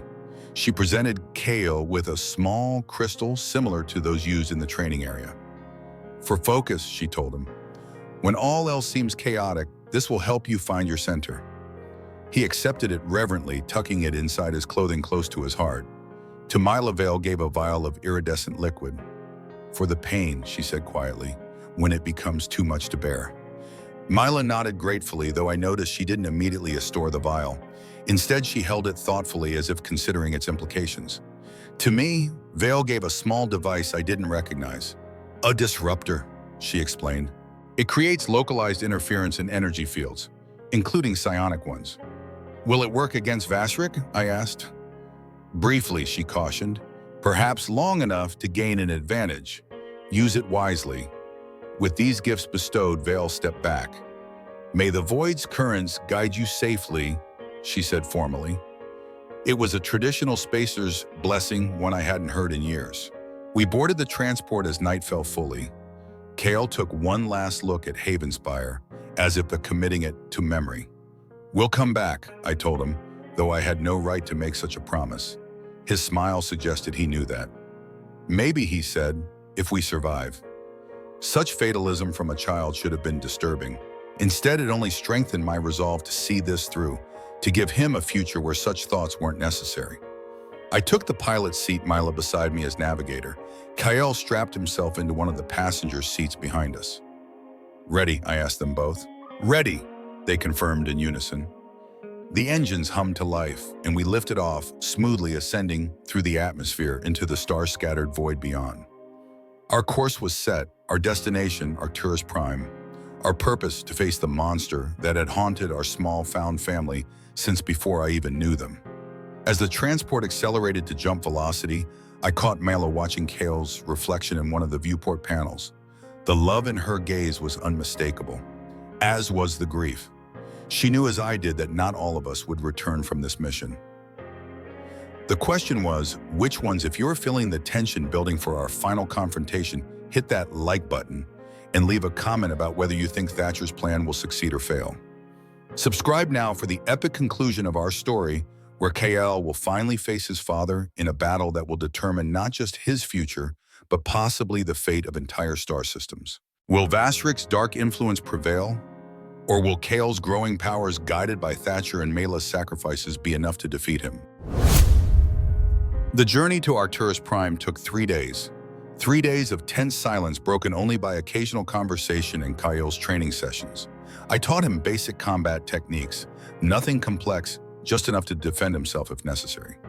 Mila continued his mental exercises, strengthening his shields against the intrusion they both knew was coming. For her part, Mila grew weaker by the day. She hit it well, especially around Kyle, but I could see the effort each movement cost her, the pain that occasionally flashed across her features when she thought no one was looking. She hadn't used Vale's vial, not yet, saving it, I suspected, for when it would be most needed. On the final day as we approached the Arcturus system, I found her alone in the small cargo area, leaning heavily against a bulkhead. We'll be there in 6 hours, I told her. You should rest. She shook her head. No time for rest now. Mila, I know what you're going to say, she interrupted. That I'm pushing too hard, that I should stay on the ship while you and Kale go in. A bitter smile twisted her lips, as if I would let my son face his father without me. I couldn't argue with her determination, even if I questioned her physical ability to see this through. At least take something for the pain, I suggested. She held up Vale's vial, still unopened. I'm saving this for the right moment. Before I could respond, the ship's sensors blared a warning. I rushed back to the cockpit, Mila following as quickly as she could.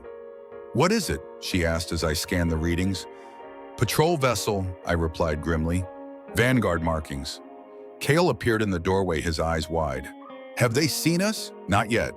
I adjusted our course, angling away from the patrol's projected path. But we're too close to their territory now. It was bound to happen.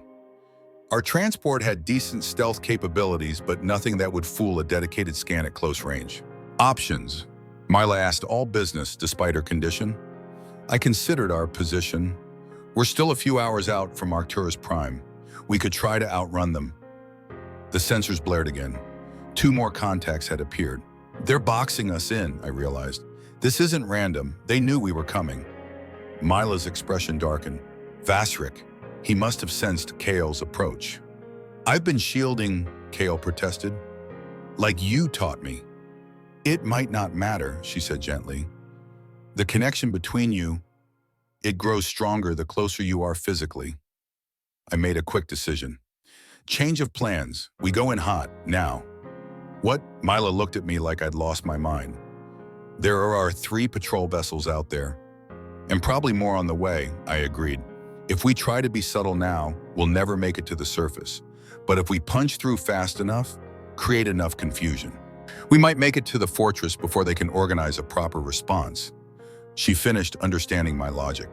Exactly. She nodded reluctantly. It's risky. This whole mission is risky, I reminded her. Kale, strap in. This is going to get rough. He did as instructed, his small face set in determination. I engaged the transport's main engines, pushing them beyond recommended limits. The patrol vessels immediately adjusted course to intercept. They're hailing us, Mila reported. Ignore it, I said. Divert all power from communications to shields and engines. Warning shots flashed past our viewport plasma bursts that would disable rather than destroy. They wanted us alive. Specifically, they wanted Kale alive. I executed a series of evasive maneuvers, pushing the small transport beyond what it was designed for. Alarms blared as systems strained under the pressure. 2 minutes to atmospheric entry, I announced. If we can make it to the cloud cover, we might lose them long enough to land. A direct hit rocked the ship, sending cascading failures through multiple systems. Port stabilizers gone, Mila reported. Auxiliary power failing. Can we make it to the surface? Kale asked, his voice remarkably steady. I checked the rapidly deteriorating readings.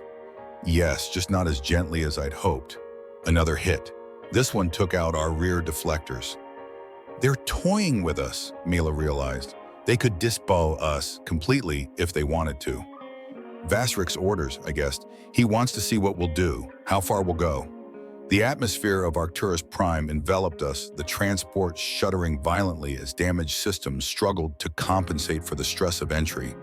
Clouds engulfed us, reducing visibility to near zero. I flew by instruments alone, guiding us toward the coordinates we'd identified as our entry point. When we broke through the cloud layer, the landscape of Arcturus Prime spread below us, rugged mountains, deep valleys, sparse vegetation. And dominating it, all the massive fortress of the 7th Vanguard, carved into the largest mountain like a malignant growth. There, Mila pointed, the maintenance entrance, eastern slope.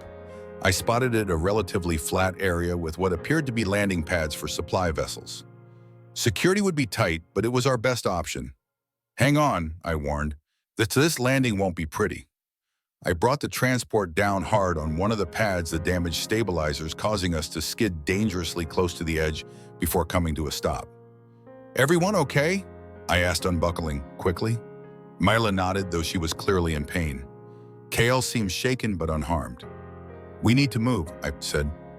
They'll have troops here any minute. We grabbed our minimal gear weapons for Mila and me in a small pack containing medical supplies and Vale's gifts.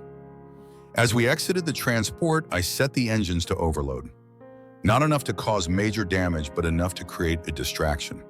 The maintenance entrance was 50 meters away, a large door set into the mountain face designed for supply deliveries. As expected, it was guarded, but only by 2 soldiers and what appeared to be automated defenses. Stay close, I instructed, when I give the signal, run for the entrance. Don't stop, don't look back. They nodded their understanding. I removed a small device from my pack, a signal disruptor provided by Vale. It would temporarily disable the automated systems, but we'd still have to deal with the guards.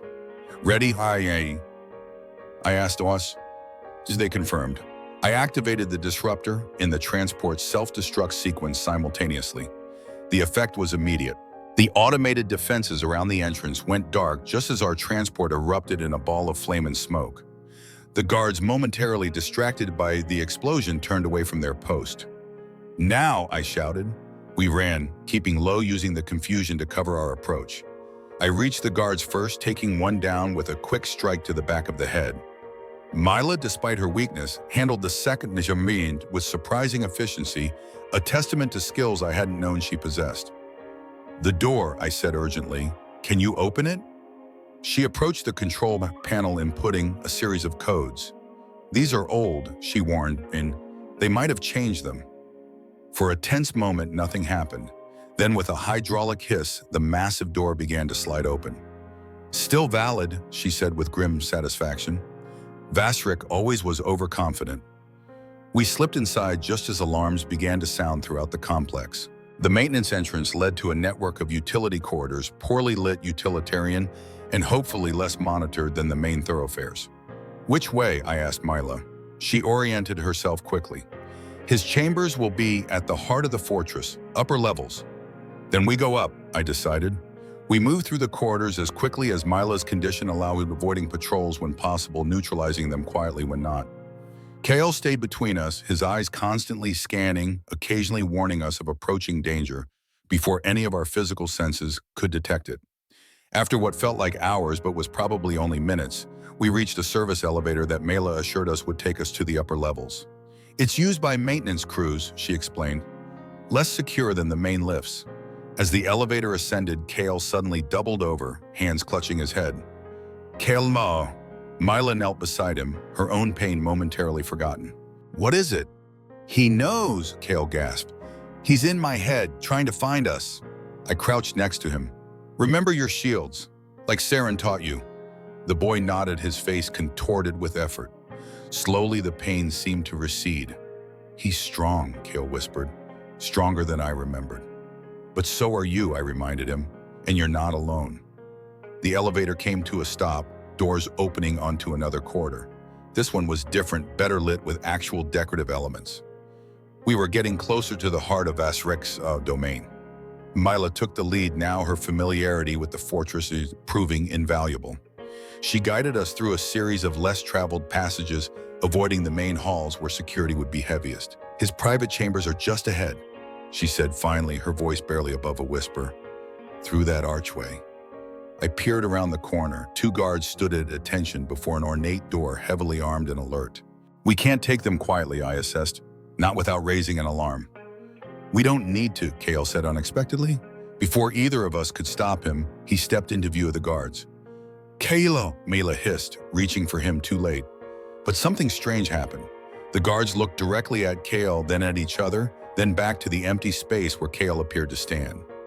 Their expressions remained unchanged, as if they saw nothing unusual. Perception, manipulation. The skill he'd first displayed during our escape from the trackers, now refined to an art. Kale walked calmly past the guards who continued to stare straight ahead. When he reached the door, he turned back to us, his eyes glowing faintly. "They don't see me," he whispered. "They won't see you either, but we have to hurry. I can't hold this for long." Amazed and somewhat unnerved, Mila and I followed his lead, walking directly past the oblivious guards to join him at the door. "Can you get us in?" I asked Mila. She studied the lock mechanism. "Yes, but once we're inside..." "He'll know we're here," Kale finished it for her. "He already senses me." I drew my weapon. "Then we don't waste time. We go in, we find Vasrik, we end this." Mela nodded, then input a complex sequence into the door's control panel. It slid open silently, revealing a large antechamber beyond. The contrast with the military utilitarianism of the rest of the fortress was stark. Here, luxury reigned. Art from a dozen worlds adorned the walls. Exotic materials formed the furniture. Crystal light fixtures cast a warm glow over everything. "This way," Mila said, leading us toward another door at the far end. As we crossed the antechamber, Kale suddenly stopped, his entire body going rigid. "He's here," he whispered. No sooner had the words left his mouth than the far door opened. He stood framed in the doorway, tall and imposing. His species resembled Mila's, but where her features were delicate, his were sharp, predatory. 3 eyes like hers, but burning with cold fire rather than warmth. Vasrik Domo, warlord of the 7th Vanguard, father of the child we'd come to save. "Welcome home, my son," he said, his voice a resonant baritone that seemed to fill the room. "I've been waiting for you." His gaze shifted to Mila. "And you, my treacherous consort, you've returned as well. How unexpected." Finally, his attention turned to me. "A guardian ranger. Interesting company you keep these days, Mila." I raised my weapon, but Vasrik merely smiled. With a casual gesture, the weapon was torn from my grasp, clattering to the floor several meters away. "Please," he said, almost amused, "let's not resort to such crude measures. We are all civilized beings here." "You're many things, Vasrik," Mela replied, her voice steady despite her physical weakness. "Civilized has never been one of them." His smile didn't waver, but something dangerous flashed in his eyes. "Still so defiant, even now when you can barely stand." He took a step forward. "I can smell your death approaching, Mila. It clings to you like a shadow." Kale moved then, placing himself between his mother and father. "Leave her alone." Vasrik's expression softened as he regarded his son. "Kale, look how you've grown, how your power has blossomed." He extended a hand. "Come, let me show you what you were born to become." "I know what you want me to become," Kale replied. "A weapon, like you." "Not like me," Vasrik corrected. "Far greater. What I am is merely a shadow of what you will be." I moved closer to Kale, supporting Mela, who was visibly weakening. "Don't listen to him, kid. Remember what we discussed." Vasrik's gaze flicked to me dismissive. "The human thinks he understands what you are capable of." He laughed, a cold sound without humor. "How could he? His kind barely comprehends the surface of reality, let alone the depths we can access." "He understands more than you think," Kale said. "He understands choice." Something shifted in Vasrik's expression. "Choice? What choice is there when destiny calls so clearly? You were born for greatness, my son. Born to reshape worlds." "To destroy them, you mean?" Mela countered. "To bend them to your will." "To perfect them," Vasrik insisted.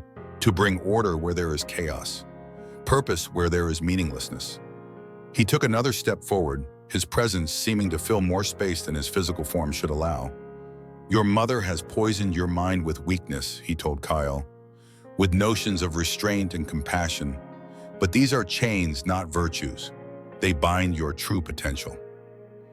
Kale stood his ground, but I could feel him trembling slightly. Whether from fear or effort, I couldn't tell. "I've seen what your potential looks like," he said. "In my dreams, in the connection you forced between us, death, suffering, emptiness. Necessary transitions," Vasrik dismissed. "The old must be swept away to make room for the new." While they talked, I was subtly reaching for Vale's disruptor. If I could activate it at the right moment, it might give us an edge. A small one, but perhaps enough. "And what happens to those who don't fit into your new order?" I asked, trying to keep his attention divided. The ones who resist, who think differently. Vasrik regarded me with something like pity. You speak of individuals as if they matter in the grand scheme. They don't. Only the pattern matters. The design. And who decides this design? Mila challenged. Yukidom. For now, he acknowledged. Until Kyle is ready to take his rightful place. I had the disruptor in hand now, hidden from Vasrik's view. I caught Kyle's eye, briefly hoping he understood my intent. I don't want that place, Kale said firmly. I don't want your legacy. Vasrik's patience visibly thinned. It is not a matter of want, child. It is a matter of is. Of what you were created to be. Created, Mela spat, as if he were a thing of a tool. We are all tools, Vasrik replied coolly. The difference is some of us recognize our purpose. His three eyes fixed on Kyle with frightening intensity. Enough talk. It is time for you to embrace your destiny. Something changed in the air, a pressure, a presence. I felt it pressing against my mind, trying to find purchase. Beside me, Mila gasped in pain.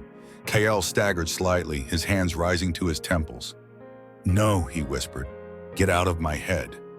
I am not in your head, my son, Vasrik said gently. I am awakening what has always been there, the truth of your nature.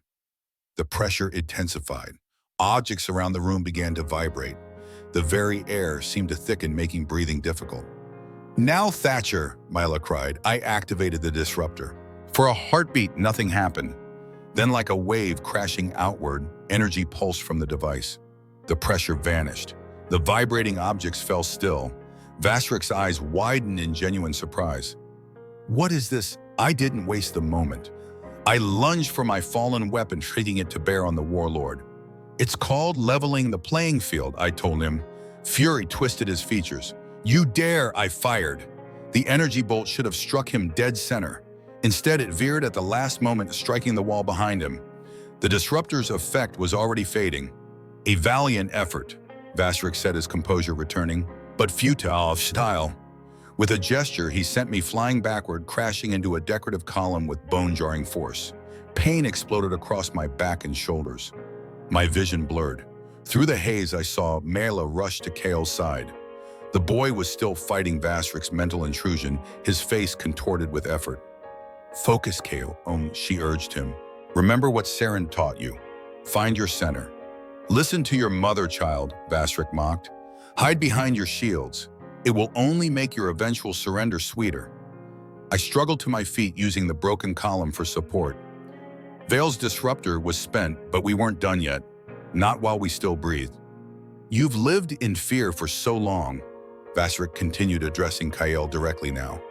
Fear of your own power, fear of what you might become. I offer you freedom from that fear. By making me like you, Kyle retorted, his voice strained but defiant. By making you complete, Vasrik corrected. By uniting what your mother has tried to fragment. Mila pulled something from her pocket, Vale's vial. In one smooth motion, she uncapped it and swallowed the contents. The effect was immediate and startling. Color returned to her face, strength to her limbs. Her three eyes blazed with renewed energy. What have you done? Vasrik demanded, suddenly wary. What I should have done years ago, she replied. Stopped holding back. Before any of us could react, Mila launched herself at Vasrik. Not physically, her body remained beside Kale. But I felt the psychic assault like a pressure wave in the air. Vasrik staggered clearly, caught off guard by the strength of her attack. For the first time since our confrontation began, Vasrik staggered clearly, caught off guard by the strength of her attack. For the first time since our confrontation began, he looked genuinely alarmed. Impossible, he snarled. Your abilities were never. You never knew me, Vasrik. Mila cut him off. Not really. You saw what you wanted to see. A consort, a vessel for your heir, never an equal. I realized then what Vale's vial had contained. Not just a painkiller or stimulant, something that had temporarily amplified Mila's latent psionic abilities she had concealed from Vasrik for years. The cost would be enormous. She was burning through what little life energy she had left, accelerating her already inevitable demise. But it gave us a chance. I moved to Kyle's side as Mila and Vasrik engaged in a psychic battle I could sense but not see. The air between them shimmered with distortions like heat ripples, but more substantial. Kael, I urged, gripping his shoulders. Listen to me. This is our chance. His eyes glowing brightly now, fixed on mine. My mother is buying us time, I finished for him. But she can't hold him for long. Understanding dawned in his young face. What do I need to do? I removed the crystal veil had given him from his pocket, pressing it into his hand. Use this. Focus your energy, not to attack, to sever. Sever. The connection between you and your father. That's what this has always been about. Breaking that bond so he can't influence you anymore. Kael looked at the crystal, then at his parents locked in their invisible struggle. Vasrik was recovering from his initial surprise, his greater power beginning to overwhelm Mayla's desperate assault. Will it hurt her? He asked, voice small despite the gravity of the moment. The question broke my heart a little. Even now, facing the greatest challenge of his young life, his concern was for others. No, I assured him, though I had no idea if it was true. Focus on the connection to him only. Kael nodded, closing his eyes. The crystal in his hand began to glow, pulsing in rhythm with the light emanating from his body. Across the room, Vasrik sensed what was happening. No, he roared, redoubling his efforts against Myla. Kael, stop! You don't understand what you're doing. He understands perfectly. Myla countered, her voice strained with effort. He's choosing his own path, not yours. Vasrik's fury manifested physically now, objects hurling through the air, energy crackling along the walls. One heavy projectile, a decorative sculpture, flew directly toward Kael.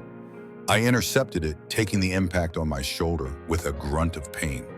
Bone cracked, but I maintained my position, shielding the boy with my body.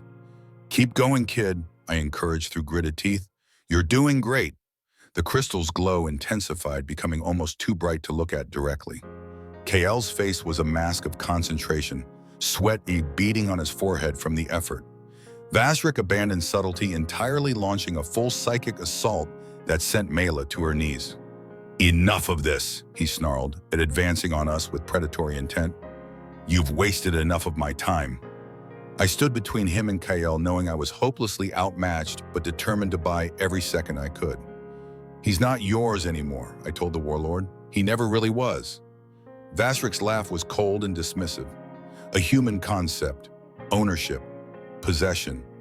I speak of destiny ranger, of inherent nature. The boy is what he is regardless of your interference. He's what he chooses to be, I countered. That's what you've never understood. Why you'll never truly reach him. Fury twisted Vasrik's features. I've had enough of your primitive philosophy. He raised a hand, an invisible force closed around my throat, lifting me off the ground. I fought against it, but it was like struggling against gravity itself. Watch my son, Vasrik called to Kael. See the futility of resistance, the weakness of those who would stand against us. Through darkening vision, I saw Kael open his eyes. The crystal in his hand was now a miniature sun, its light spilling between his fingers. You're wrong, he said. His voice strangely doubled, as if multiple versions of himself spoke simultaneously. It's not weakness to care. To protect, it's the greatest strength there is. He raised the crystal and the light erupted outward, enveloping everything in blinding radiance. I felt the pressure on my throat vanish as Vasrik staggered backwards, shielding his eyes. I dropped to the floor, gasping for air. The light coalesced around Kael, forming patterns that reminded me of the neural networks I'd seen in medical hollows. Connections, pathways, a map of influence. At the center was Kael himself, a brilliant nexus of energy. Extending outward were two primary connections, one to Myla, warm and supportive, and one to Vasrik, dark and demanding. With a gesture that seemed both childlike and ancient, Kael reached out and grasped the dark connection. No? Vasrik's voice held real fear now. Kael, you don't understand. Your power is intertwined with mine.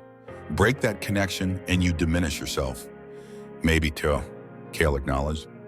But I choose who I want to be, not what I could be. He closed his fist around the dark connection and it shattered like glass. The effect was immediate and dramatic.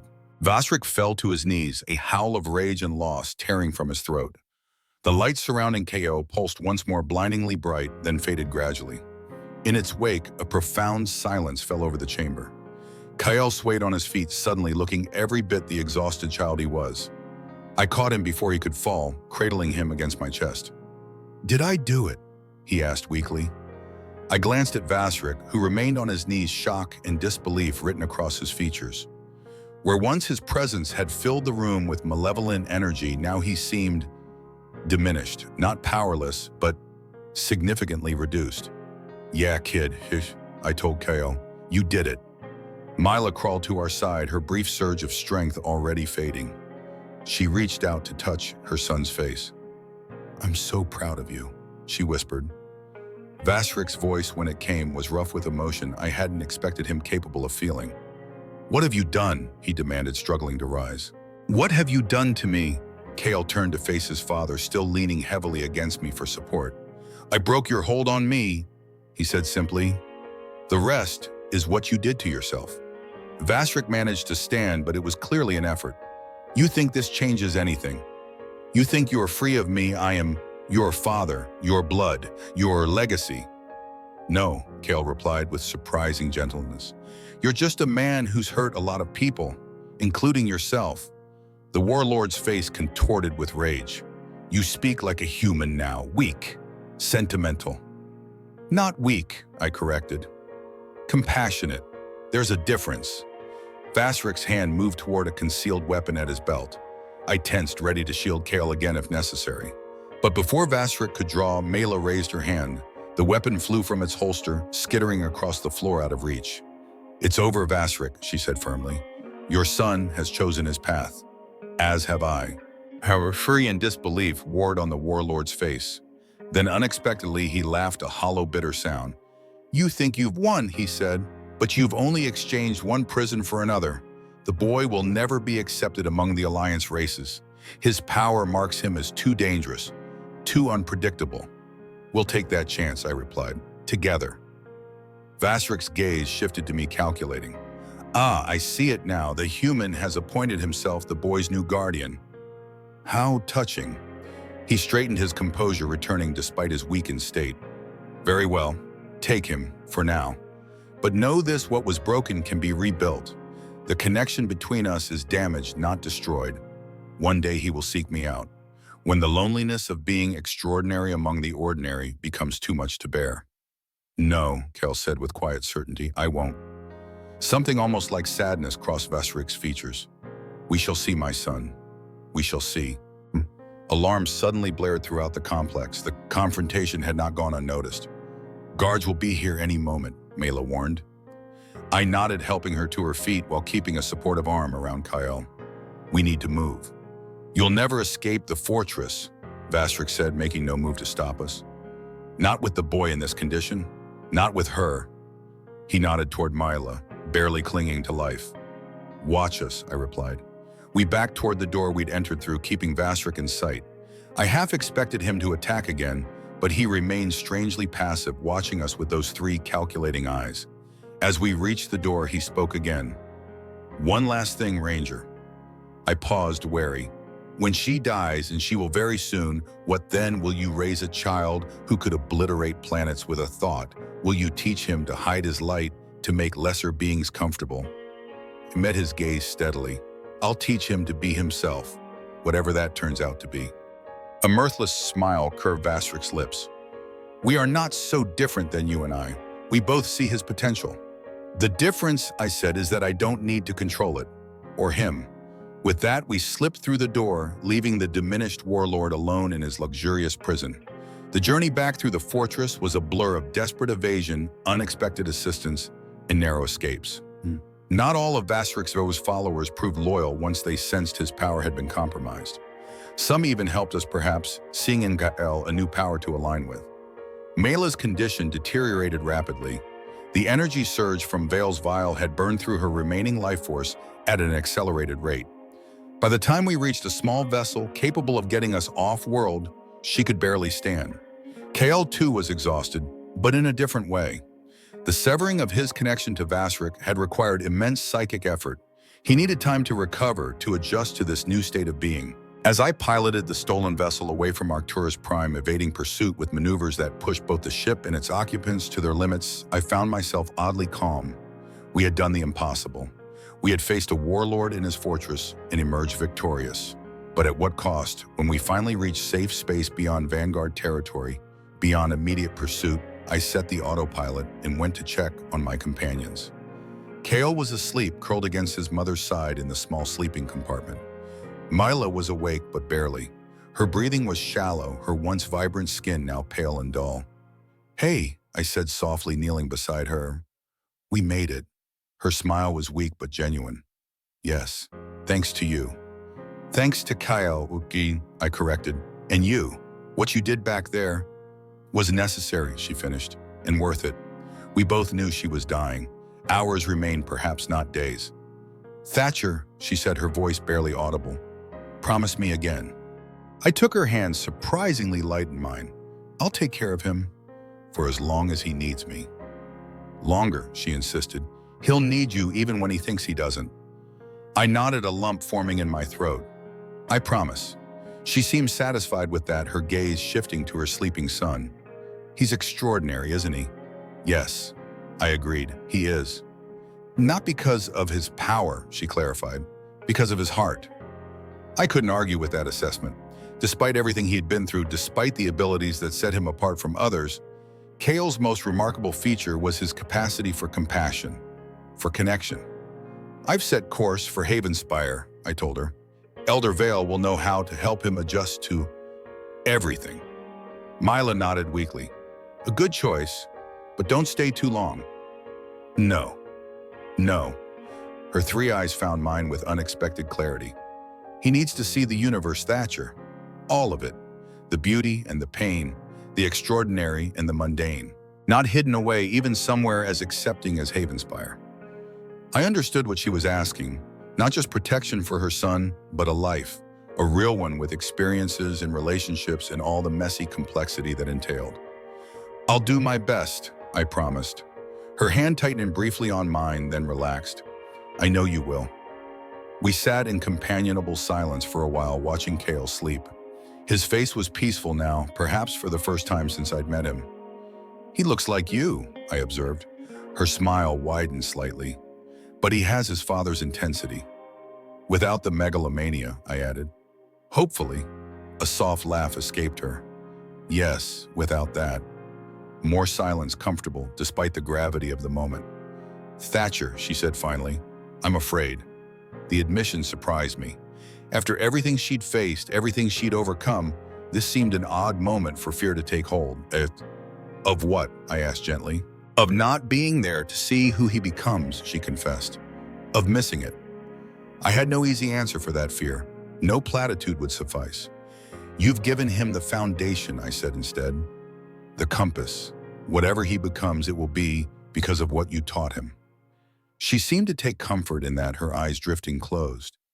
"Thank you," she whispered, "for everything." I stayed with her until her breathing evened out into sleep, then returned to the cockpit to check our course. Havenspire was still days away at our current speed. Time for Kale to recover physically, if not emotionally, from what had transpired. Time for me to figure out how to be what he needed going forward. I thought about Vastric's parting words, about the challenges Kale would face as someone with his abilities trying to find a place in a universe that feared what it didn't understand. But I also thought about what I'd seen in that fortress. A child who, when offered unlimited power, chose connection instead. Who, when facing his greatest fear, responded with compassion rather than destruction. Maybe that was the real victory, not just breaking Vastric's hold on Kyle, but revealing the strength that had been there all along. A strength that had nothing to do with psionic abilities and everything to do with the capacity to choose kindness over power. As the ship carried us through the void toward an uncertain future, I made a silent promise, not just to Marla this time, but to myself, to see this journey through wherever it led, to help Kyle navigate the challenges ahead without losing the fundamentally good heart that made him truly exceptional. It wouldn't be easy. Nothing worthwhile ever is. But for the first time in longer than I could remember, I was looking forward to tomorrow, and all the tomorrows after that. If you've been moved by the journey of Thatcher, Mela, and Kale, please hit that like button and subscribe. This story of sacrifice, redemption, and the power of human connection reminds us that our greatest strength isn't in our abilities, but in our choices. Share your thoughts in the comments. What do you think happens next for Thatcher? And will Vazrik return someday? Your support helps make more stories like this possible, and I can't wait to share the next one with you. Mela died as the first light of Havenspire's sun crested the horizon. I'd seen death before too many times, but never like this, never so quiet, so peaceful, as if she'd simply decided it was time and let go. Kale was holding her hand when it happened. He didn't cry out or break down, just sat there, those luminous eyes of his fixed on her face, watching as the last breath left her body. "She's gone," he said simply. I placed a hand on his shoulder, unsure what to say. What do you tell a child who's just lost everything, who's just watched his mother fade away? Yes, I acknowledged, she is. He looked up at me, then his expression more composed than any child should be in such a moment. "She's not suffering anymore," he said. It wasn't a question. "No," I agreed, "she's not." He nodded as if confirming something to himself. Then he placed his mother's hand gently at her side and stood. "What happens now?" he asked. Such a simple question, such an impossible one to answer fully. "We land," I told him. "We take care of your mother, then we figure out the rest." He accepted this with a gravity beyond his years. Okay. As our vessel approached Havenspire, I sent ahead a coded message to Elder Vale. By the time we landed, a small contingent was waiting. Vale herself, Seren, and several others I didn't recognize. Their expressions told me they already understood what had happened. Kyle walked down the ramp first, his small form silhouetted against the bright morning light. I followed, carrying Mila's body wrapped in the ship's emergency blanket. It felt wrong somehow, too utilitarian for someone who had sacrificed everything. Vale approached Kyle first, kneeling to his level. No platitudes, no false cheeriness, just one hand placed gently on his shoulder. "You have honored your mother's courage," she told him, "both in how you faced your father and in how you bear this loss now." Well, Kale nodded, his composure finally beginning to crack. "She knew she was going to die. She chose it anyway." "Yes," Vale agreed, "and the greatest gift is sometimes the hardest to give." She rose, then approaching me and the burden I carried. "We will honor her according to her people's customs," she said. "Seren has studied the Kisari traditions." I hadn't even thought about that, about the rituals of goodbye that Mila's culture might practice. Another failure in a growing list. "Thank you," I said, my voice rougher than intended.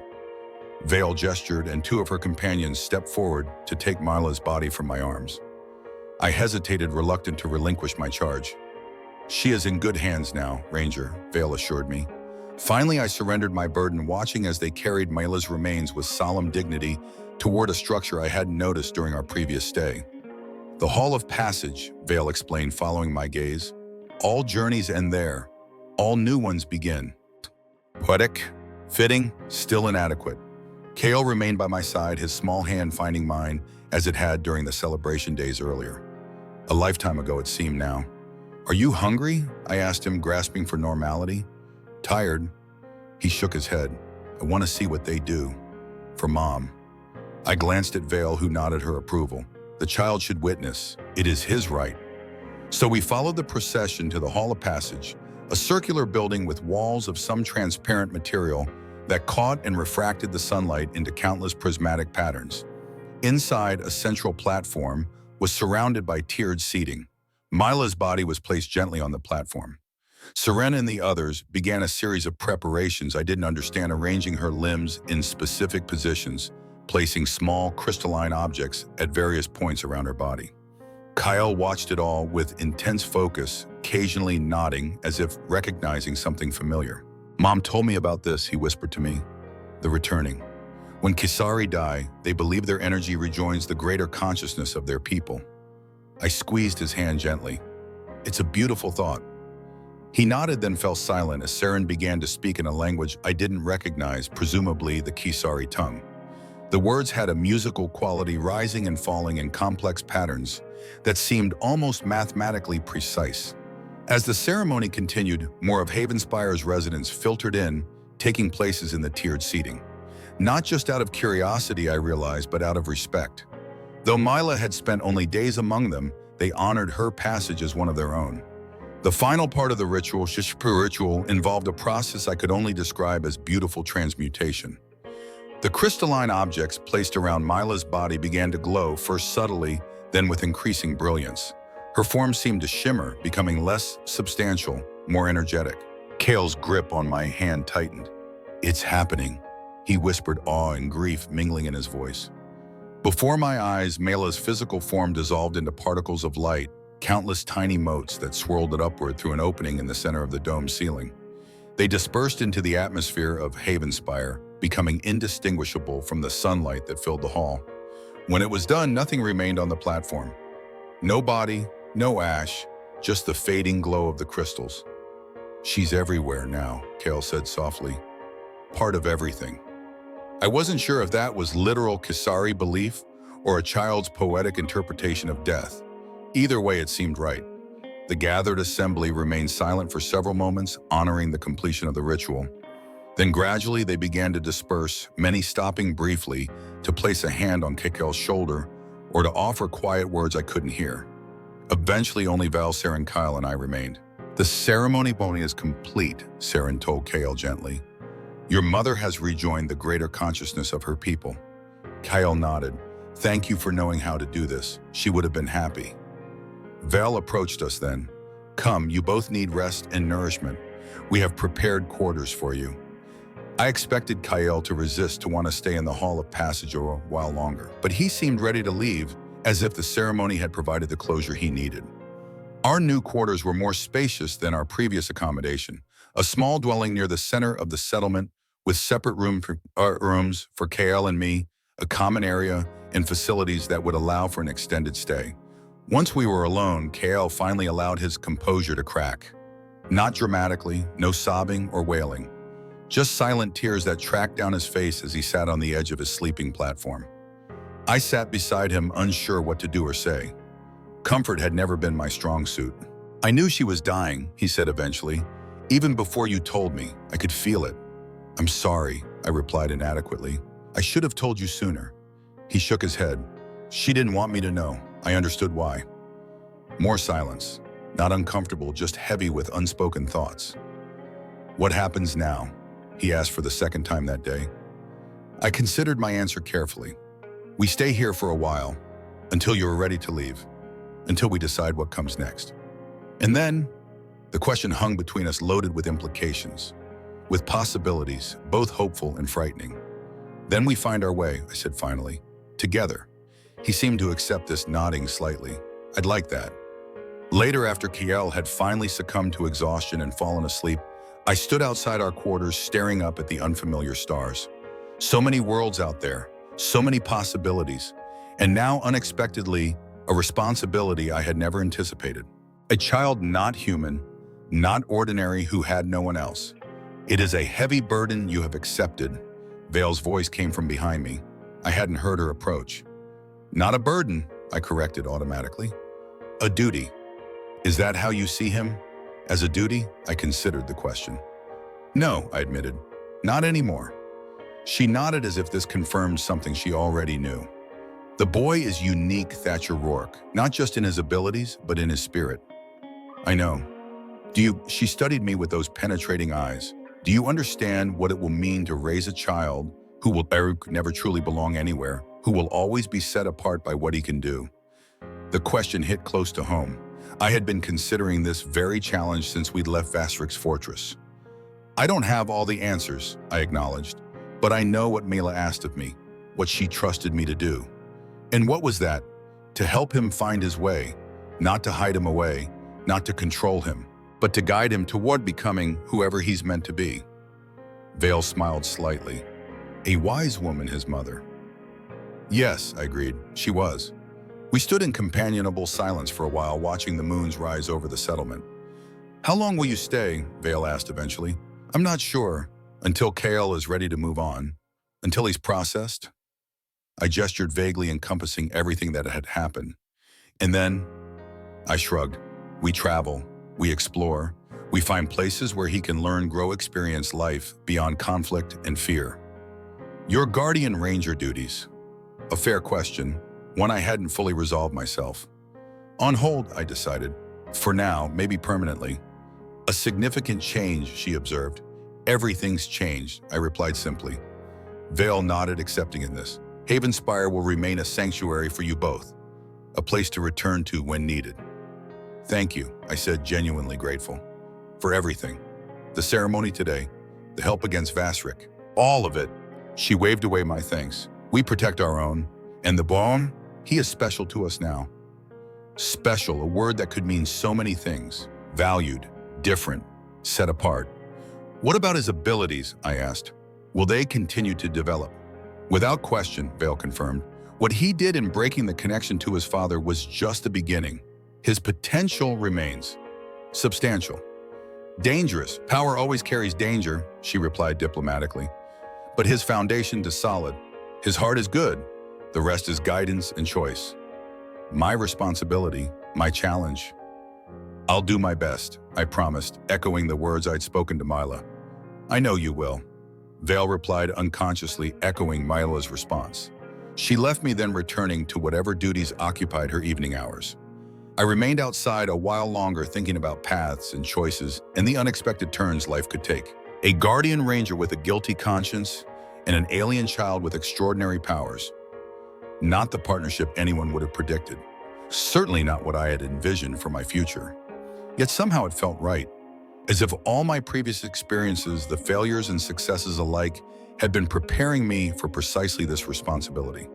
When I finally went inside, I checked on Kyle before retiring to my own room. He was sleeping peacefully, one hand curled around the crystal veil had given him. His face looked younger in sleep, more like the child he actually was. I made a silent promise, then not just to Mila's memory, but to the boy himself, to be what he needed, to help him navigate the complexities that awaited, to ensure that the extraordinary gift of his existence wasn't wasted or corrupted. It wouldn't be easy. Nothing worthwhile ever is. But for the first time in longer than I could remember, I was looking forward to the challenge. 6 months passed in Havenspire. 6 months of healing, of learning, of finding a new rhythm to life. Kale worked with Seren daily, developing control over his abilities that surprised even the experienced sensitive. His progress was remarkable, not just in power, but in precision, in understanding. I kept myself busy learning about the settlement's operations, contributing where I could. My military and ranger training proved useful in upgrading their security systems, training their defense volunteers, and occasionally helping with supply runs to nearby outposts. At night, KL and I would often sit outside our dwelling, identifying constellations and sharing stories.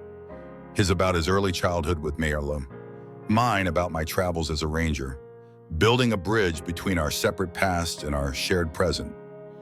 Do you miss being a ranger? He asked me one evening as we watched the moons rise. Sometimes, I admitted.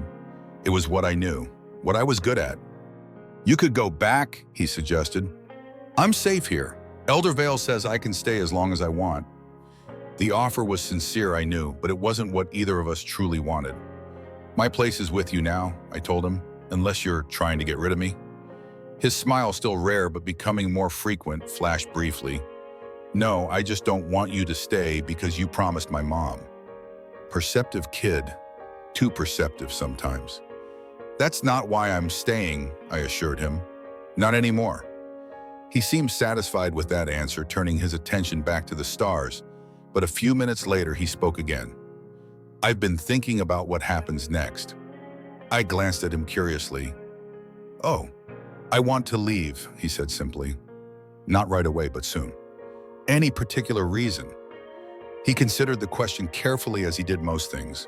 I need to see more, learn more about who I am without everything that came before, without his father's influence, without his mother's protection, without the constant fear of discovery and pursuit. Makes sense, I acknowledged. Any particular destination in mind? Not really, just away, different places where no one knows what I am or what I can do.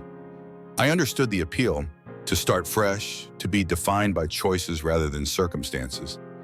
We can do that, I agreed. Whenever you're ready. The relief in his expression told me this had been on his mind for some time. Good. 2 weeks later, we made our preparations to leave. Vale provided us with a small but reliable vessel similar to the one we'd arrived in, but modified for longer journeys. Seren gave KL additional crystals to aid in his ongoing training. The community gathered to wish us well, many bringing small gifts or tokens of remembrance. It was a stark contrast to how we'd first arrived, desperate hunted, with Mila barely clinging to life. On our final night, Vale invited us to her quarters for a private meal.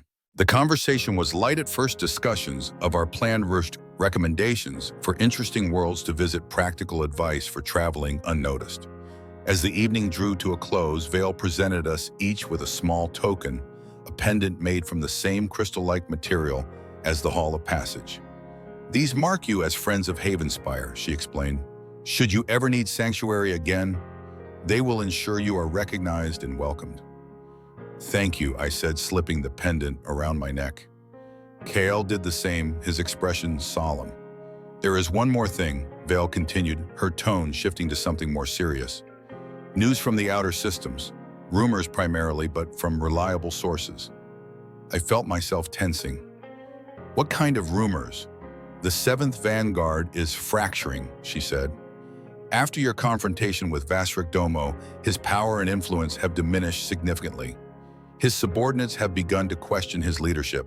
Some have broken away entirely." This wasn't entirely unexpected. Vasrik's authority had always been based partly on fear, partly on the perception of his invincibility. Our encounter had shattered that perception. "And Vasrik himself?" I asked, conscious of Kael listening intently beside me. "Still alive," Val confirmed.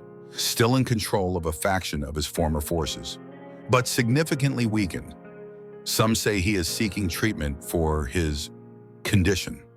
The condition being the severed connection to his son, which had apparently affected him more profoundly than we'd realize."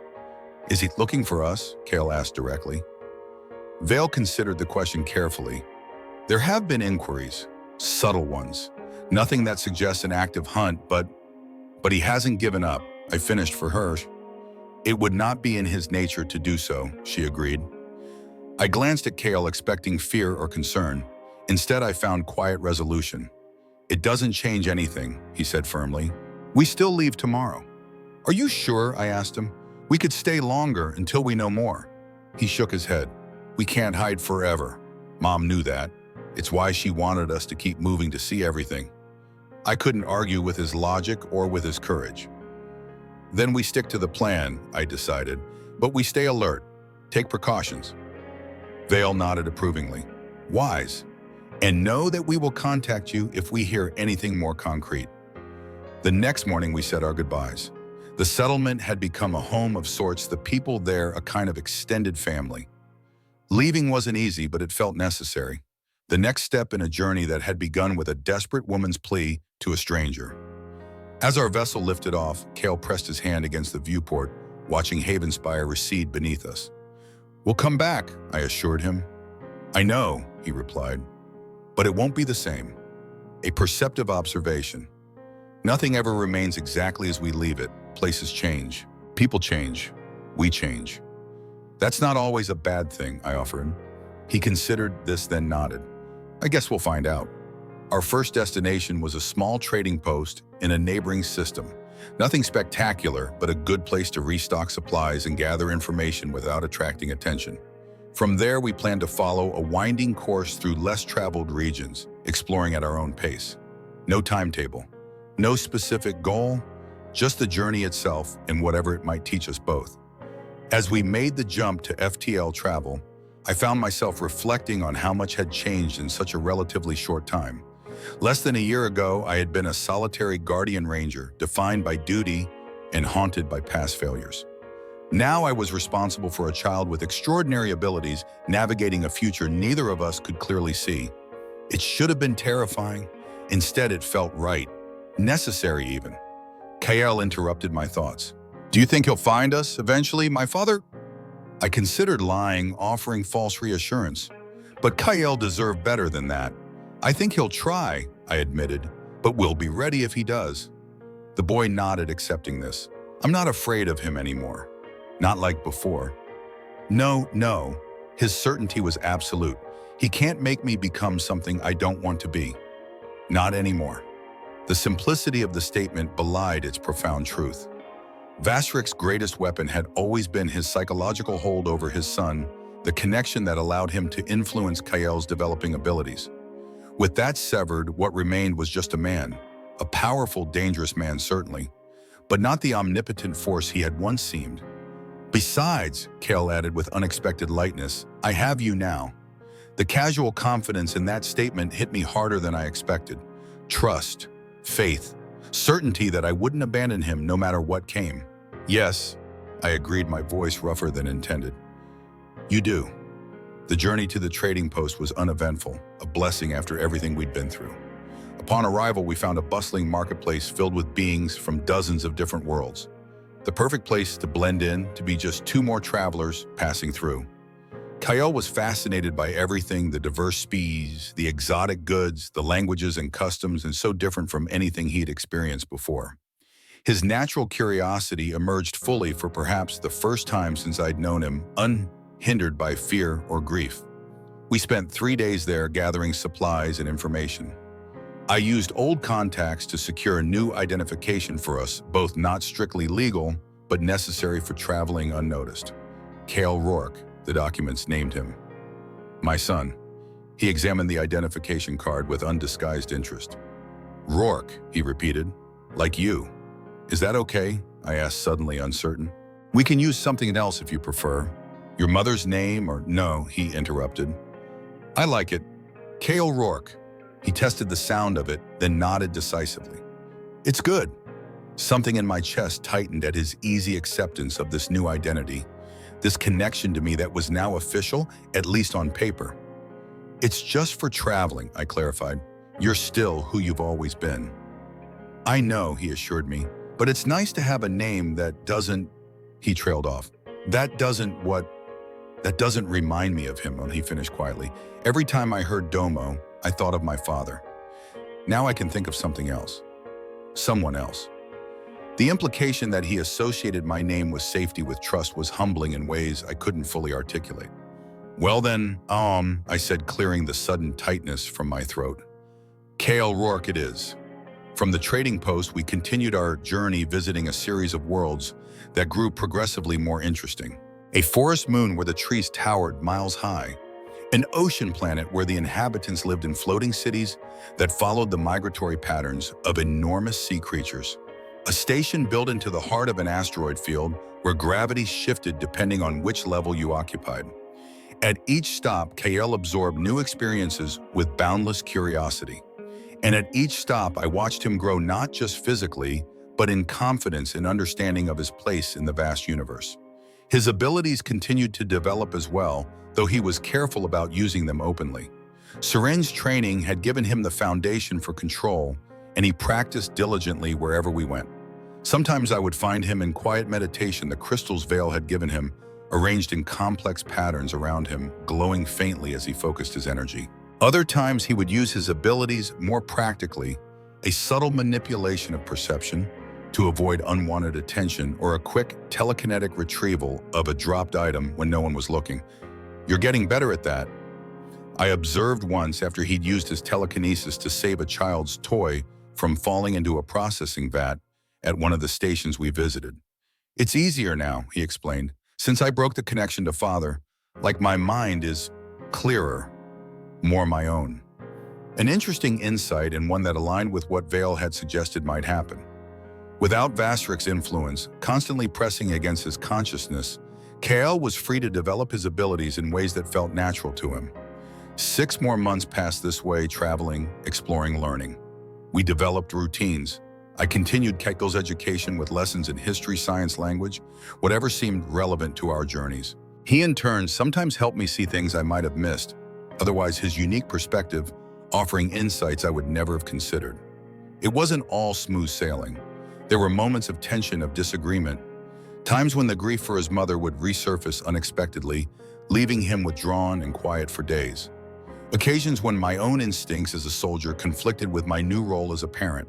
But we navigated these challenges together, finding our way forward one day at a time. And then inevitably, the past caught up with us. We were docked at a remote research station orbiting a gas giant, a brief stop to resupply before heading to a nearby system known for its ancient ruins. Kale was fascinated by archaeology, and I'd promised him we'd spend time exploring the sites. I was negotiating with a supplier when Kale suddenly appeared at my side, his expression tense. "What's wrong?" I asked, immediately recognizing the signs of distress. "Someone's watching us," he said quietly. "I can feel it." I glanced around casually, not wanting to alert whoever had caught Kale's attention. We're near the docking bay entrance, tall, being in a gray cloak. I spotted the figure humanoid, but definitely not human. The hood of their cloak obscured most of their features, but something about their posture seemed vaguely familiar. "Let's go," I decided, concluding our business quickly and guiding Keiki toward our vessel by a roundabout route. The figure followed, maintaining distance, but making no effort to hide their pursuit. "Could it be one of Father's people?" Kale asked as we walked. "Possible," I acknowledged, "or Alliance intelligence. They've probably been looking for me since I went off-grid." Either possibility presented problems we didn't need. We were nearly to our docking bay when the figure suddenly moved, closing the distance between us with unexpected speed. I pushed Kale behind me, hand moving to the concealed weapon at my belt. "Guardian Ranger Thatcher Rourke," the figure said, stopping a few paces away. The voice was feminine, with a musical quality that triggered immediate recognition. "Kisari," I identified, tension ratcheting higher. Memories of Vasrik's cold eyes flashed through my mind. The figure lowered her hood, revealing features similar to Mela's, the three eyes, the shimmering skin. But where Mela had projected warmth, this individual radiated cool assessment. "I am Lyra," she introduced herself, "Sentinel of the Kaisari Conclave." I kept my hand near my weapon. "What do you want?" Her three eyes shifted to Kael, who had stepped out from behind me, his curiosity apparently overriding caution. "I have come for the child," she stated matter-of-factly, "the aspect." My hand closed around my weapon. "That's not going to happen." Lyra's expression remained neutral.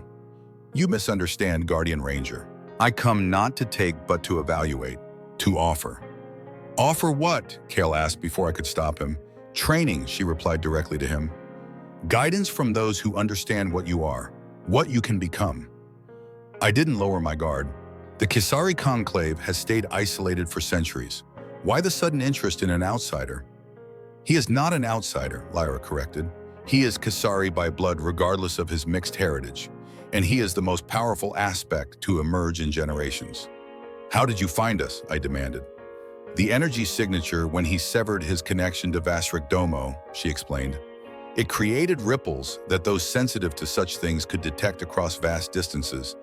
The Conclave has been searching ever since." Kale stepped forward slightly. "You knew my mother." A flicker of something recognition, perhaps regret, crossed Lyra's features. "Mela was known to us. Her choice to leave with Vasrik Domo was unprecedented." "Oh, and disapproved of, I guessed." "It was her right," Lyra stated neutrally, "as it is your right, young aspect, to choose your path now." I didn't like where this was heading. "He has a path with me."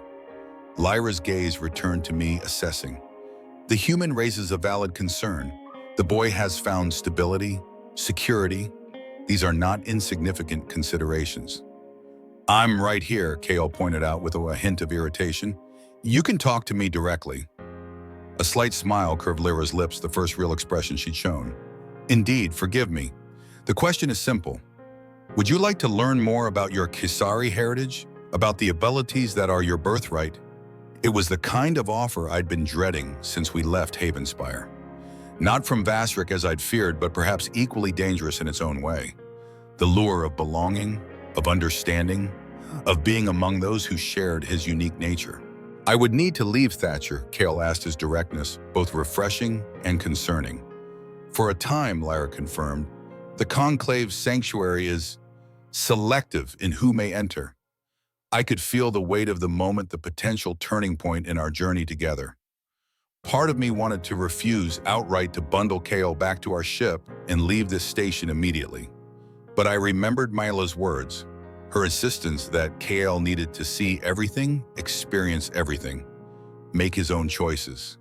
"It's your decision," I told him, forcing the words past the tightness in my throat. "Whatever you choose, I'll support it." Kael looked between Lyra and me, his young face thoughtful.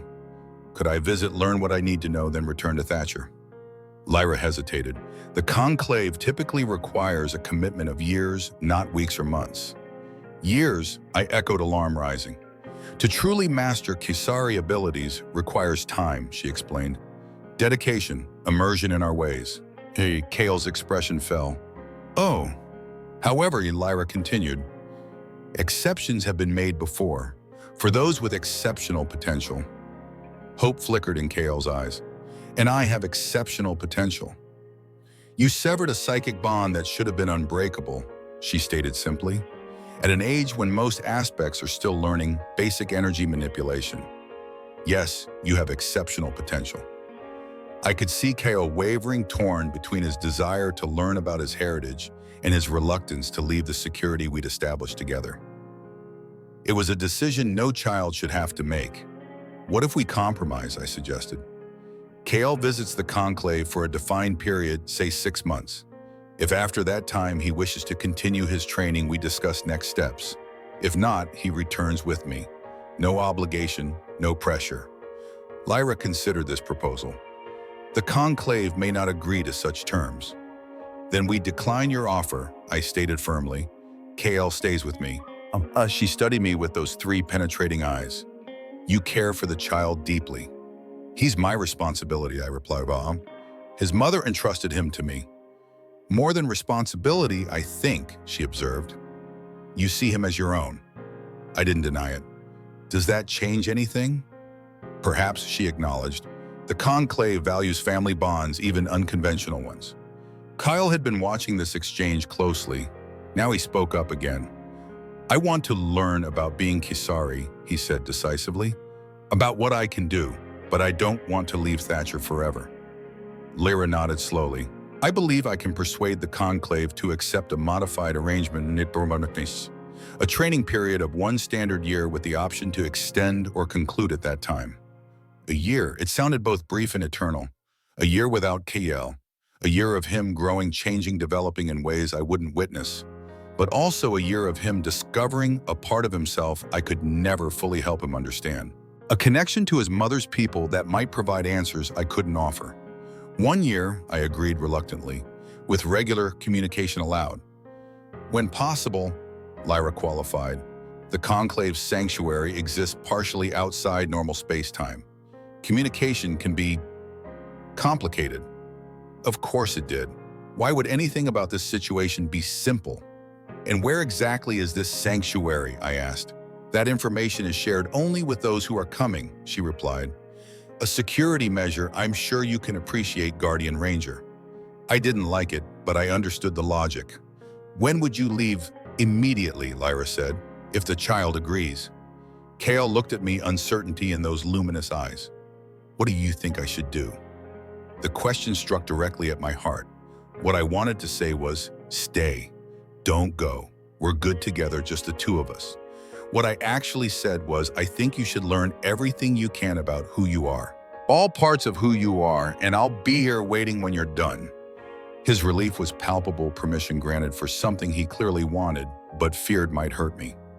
I'll go, he told Lyra, for 1 year. Then I decide what happens next. She inclined her head in acknowledgement. Acceptable. You may bring personal items, but nothing technological. The sanctuary's energy fields would render such devices useless anyway. So much for my plan to slip a tracker into his belongings. I need to say goodbye, Kael told her. Privately. Of course, I will wait at docking bay 7. Join me when you are ready. With that, she replaced her hood and departed, leaving us alone in the bustling corridor.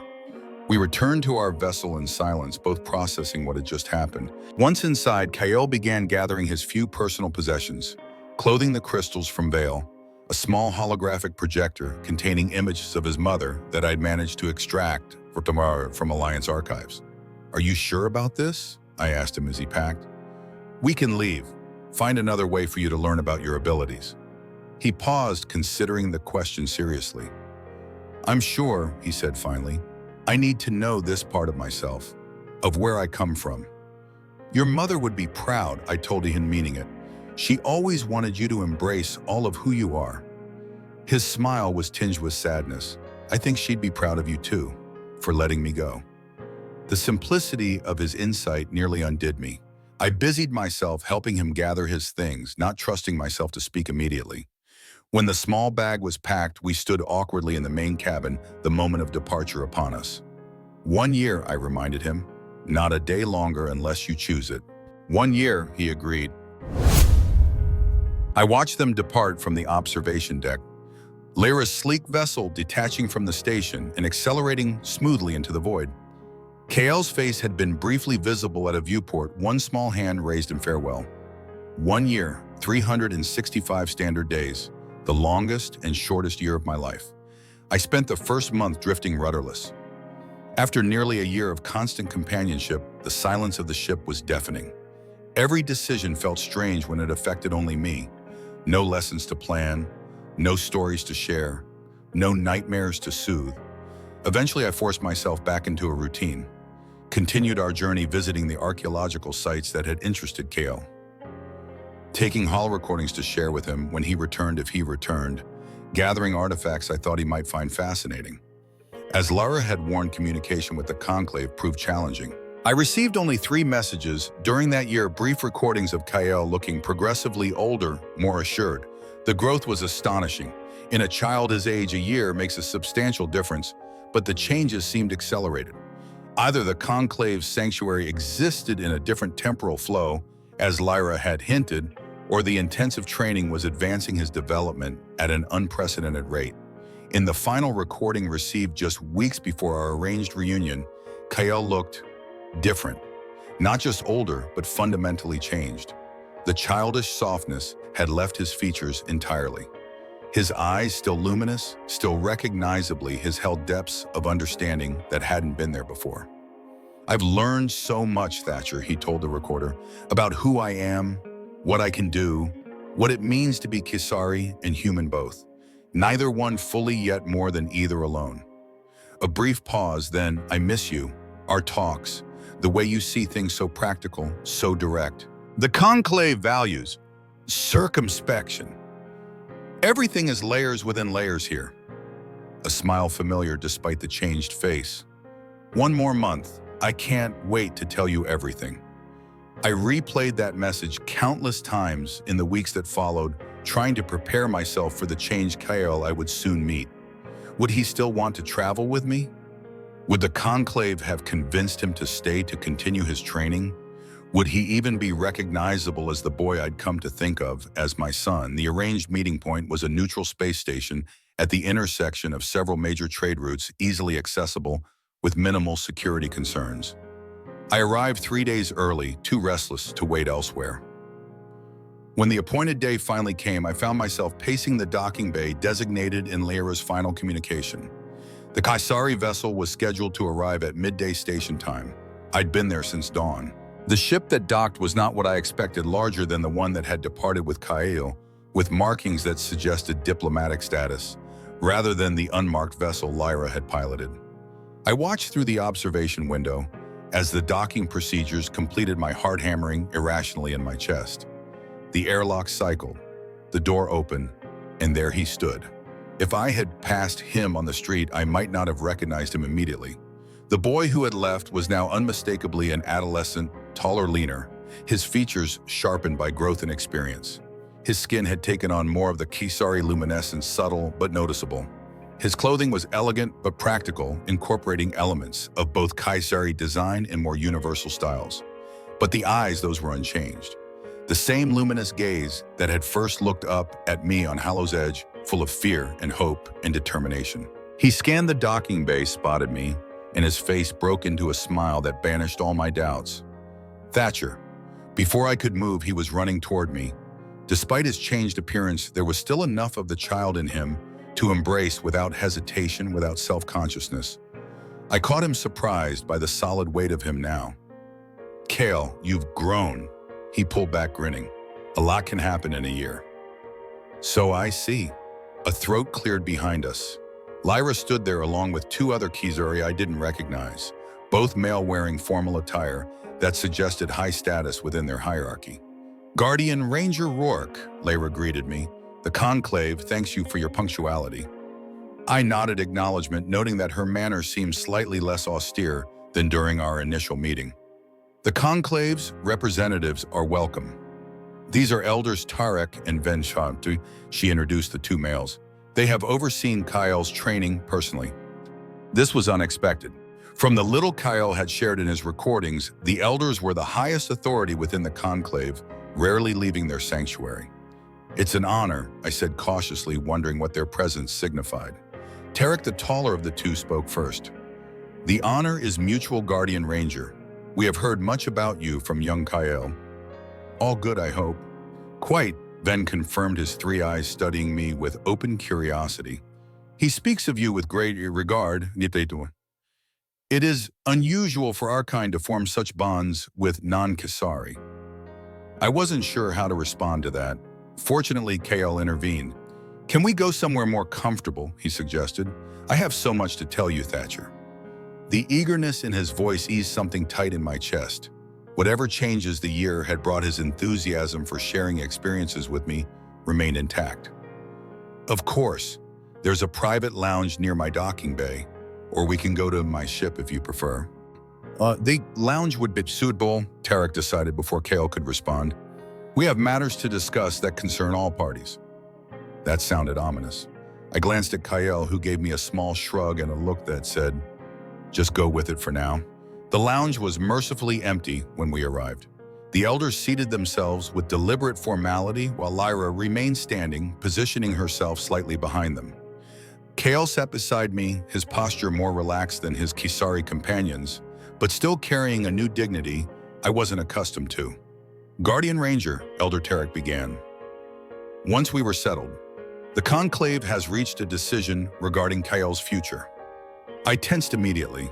This was exactly what I'd feared, the conclave making decisions about Kyle without consulting me, perhaps without even consulting him. With all due respect, I said carefully, Kyle's future is for him to decide.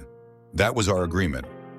Indeed, Tarek acknowledged smoothly, and he has made his wishes quite clear, repeatedly and eloquently. I glanced at Kyle, who looked both embarrassed and pleased by this characterization. The conclave recognizes Kyle as an extraordinary aspect, Ven continued. His abilities have developed at an unprecedented rate during his time with us. His dual heritage, which we initially viewed as a potential limitation, has instead proven to be a source of unique perspective and capability. I learned to integrate rather than separate, Kale explained to me, to use my human adaptability and Kisari sensitivity together rather than trying to choose between them. Precisely, Tarek confirmed. It is an approach that challenges our traditional methods, but the results are undeniable. So what's the decision you've reached? I asked, still wary. The elders exchanged glances, a silent communication passing between them. Then Tarek turned to Kyle. Perhaps you should explain, young one. It is, after all, your choice we are honoring. Kyle straightened suddenly, looking more nervous than I'd seen him since his arrival. I want to continue my training with the conclave, he began. My heart sank, though I tried not to let it show. I'd prepared myself for this possibility, told myself I would support whatever decision he made. But he continued, seeing my expression despite my efforts to hide it. I also want to continue traveling with you, learning about the universe firsthand, not just through conclave teachings. Hope flickered. Those seem like mutually exclusive options, I pointed out. Traditionally, yes, Ven acknowledged. The conclave has always insisted on isolation for those in training, protection from outside influences, focus without distraction. But Kyle has made a compelling case for an alternative approach, Tarek added, one that honors both his Kisari heritage and his broader connections. Kale was watching me intently. I proposed a compromise. I continue formal training with the conclave for 3 months each year. The remaining time I travel with you, learn from you, see the universe through both perspectives. It was more than I had dared hope for, much more. And the conclave agreed to this, not without considerable debate, Ven admitted. The proposal is unprecedented, controversial among more traditional elements of our society, but ultimately accepted, Tarek concluded, with conditions, of course. Of course, there were always conditions. What conditions? I asked. regular assessment of Kael's progress and well-being. Lyra spoke for the first time since we had sat down. Continued instruction in Kisari meditation techniques during his time away from the sanctuary, and most importantly, protection. Protection I can provide, I stated firmly. To a point, Tarek acknowledged, but Kael's abilities have made him visible to those who can sense such things. His confrontation with Vasrik Domo, while impressive, also revealed his existence to forces that might seek to exploit his potential. Vasrik himself remains a threat, Ven added, when diminished but not neutralized, and there are individuals who would view Kael as a valuable asset or a dangerous liability. Nothing I hadn't already considered, but hearing it stated so baldly was unsettling. "What do you propose?" I asked. "Lyra will accompany you, Tarek announced, as instructor, protector, and liaison to the conclave." This was unexpected. I glanced at the female Kisari, whose expression remained neutral. "Is that necessary? Kael and I managed well enough before." "Before his abilities were nascent," Ven pointed out, "developing but controlled. Now they have blossomed." "I'm stronger now," Kael explained quietly, "much stronger, and still learning to control everything I can do."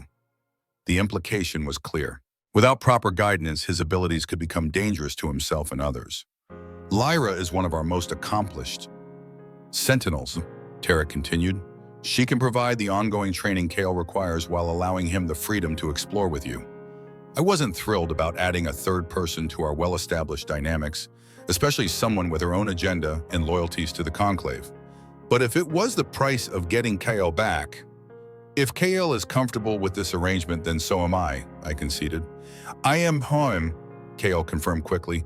"Lyra's been my primary instructor this past year. She understands how I learn best." The female Kisari inclined her head slightly at this praise.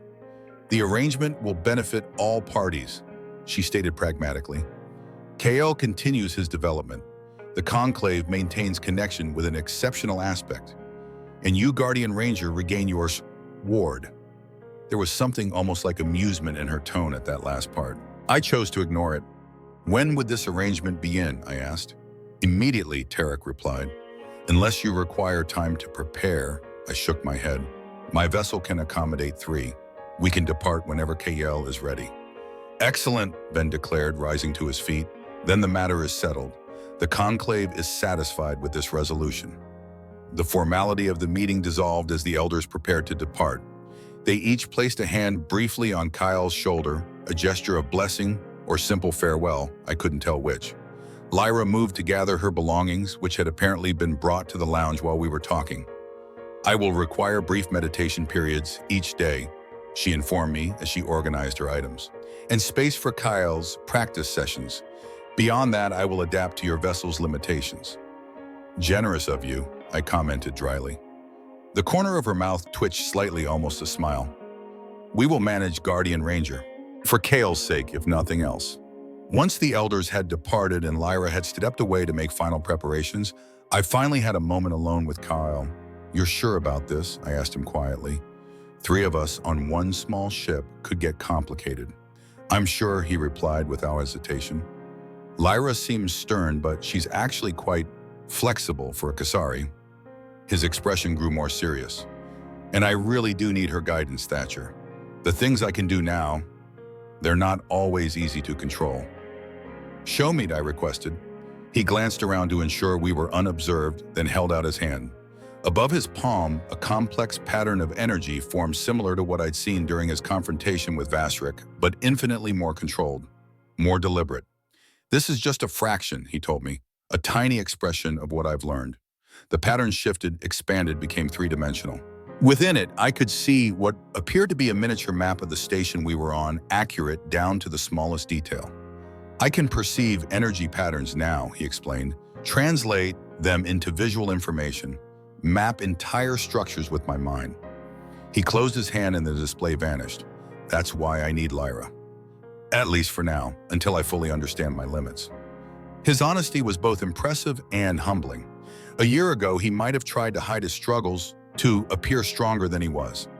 Now he acknowledged his needs openly, without shame or pride clouding his judgment. "Then we make it work," I decided. All three of us. His smile, the same one I remembered, despite all the changes, warmed something inside me I hadn't realized had grown cold during our separation. "I missed you," he said simply. "Missed you too, kid." The term felt wrong now, looking at the adolescent before me. But old habits die hard. "I'm not a kid anymore," he pointed out, echoing my thoughts. "Not really." "I noticed," I replied dryly. "You grew about a foot." 10 inches, he corrected with a grin. "The conclave is very precise about measurements." "Of course they are." Lyra returned her few possessions packed efficiently in a single bag. "I am prepared to depart when you are." And so our new arrangement began. The three of us made our way to my vessel, our vessel now, I supposed. Kale immediately went to explore his old quarters, exclaiming over items I'd added during his absence. Lyra examined the ship with clinical interest, asking precise questions about its capabilities and limitations. As we prepared for departure, I found myself watching them both, the boy who had returned so changed, and the Kaisari who would now be part of our strange little family. An unexpected development in a journey already full of surprises. But perhaps that was the point. Life rarely follows the paths we expect. The best we can do is adapt, move forward, and find meaning in the connections we forge along the way. As our ship detached from the station and set course for our next destination, a binary star system with a unique gravitational phenomenon Kyle was eager to observe, I felt something I hadn't expected: anticipation. Not just for whatever adventures awaited us, but for the chance to get to know this new version of KL. To see how he had grown not just physically, but in understanding, in perspective, in his sense of self. One chapter had ended, another was beginning. And despite the complications, despite the uncertainties, I was ready for whatever came next. We were ready, together. Kael stood at the viewport as we accelerated away from the station, Lara beside him. They were discussing something in low voices, some aspect of Kaisari philosophy or training technique, judging by their gestures.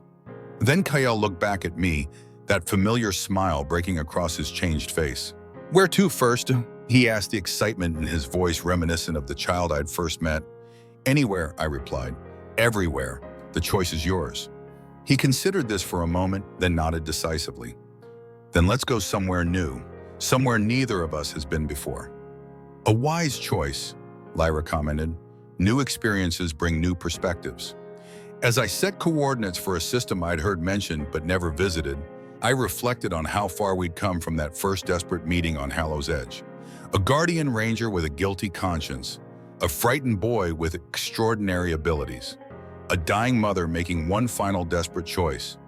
None of us could have predicted where that meeting would lead, the challenges we would face, the bonds we would forge, the futures we would shape. But then the most important journeys rarely follow predictable paths. They wind and twist, taking us places we never expected to go, introducing us to people we never expected to meet, changing us in ways we never expected to change. And sometimes, if we're fortunate, they bring us exactly where we need to be. Not where we planned, perhaps, but where we belong. As our ship entered jump space, leaving known territories behind and heading toward new discoveries, I realized that's exactly what had happened. Through all the loss, all the struggle, all the unexpected turns, we had found where we belonged. Not in a place, in a purpose, in a connection that transcended background, species, even blood. A family forged in the stars. If you've journeyed with us through this entire story of unconventional, family, extraordinary powers, and the choices that define us, please hit that like button and subscribe for more adventures. I'd love to hear your thoughts in the comments. What do you think awaits Thatcher, Kyle, and Lyra on their continued journey? Does Vastrix still pose a threat to their future? Your support makes these stories possible, and I'm already working on the next one that I can't wait to share with you.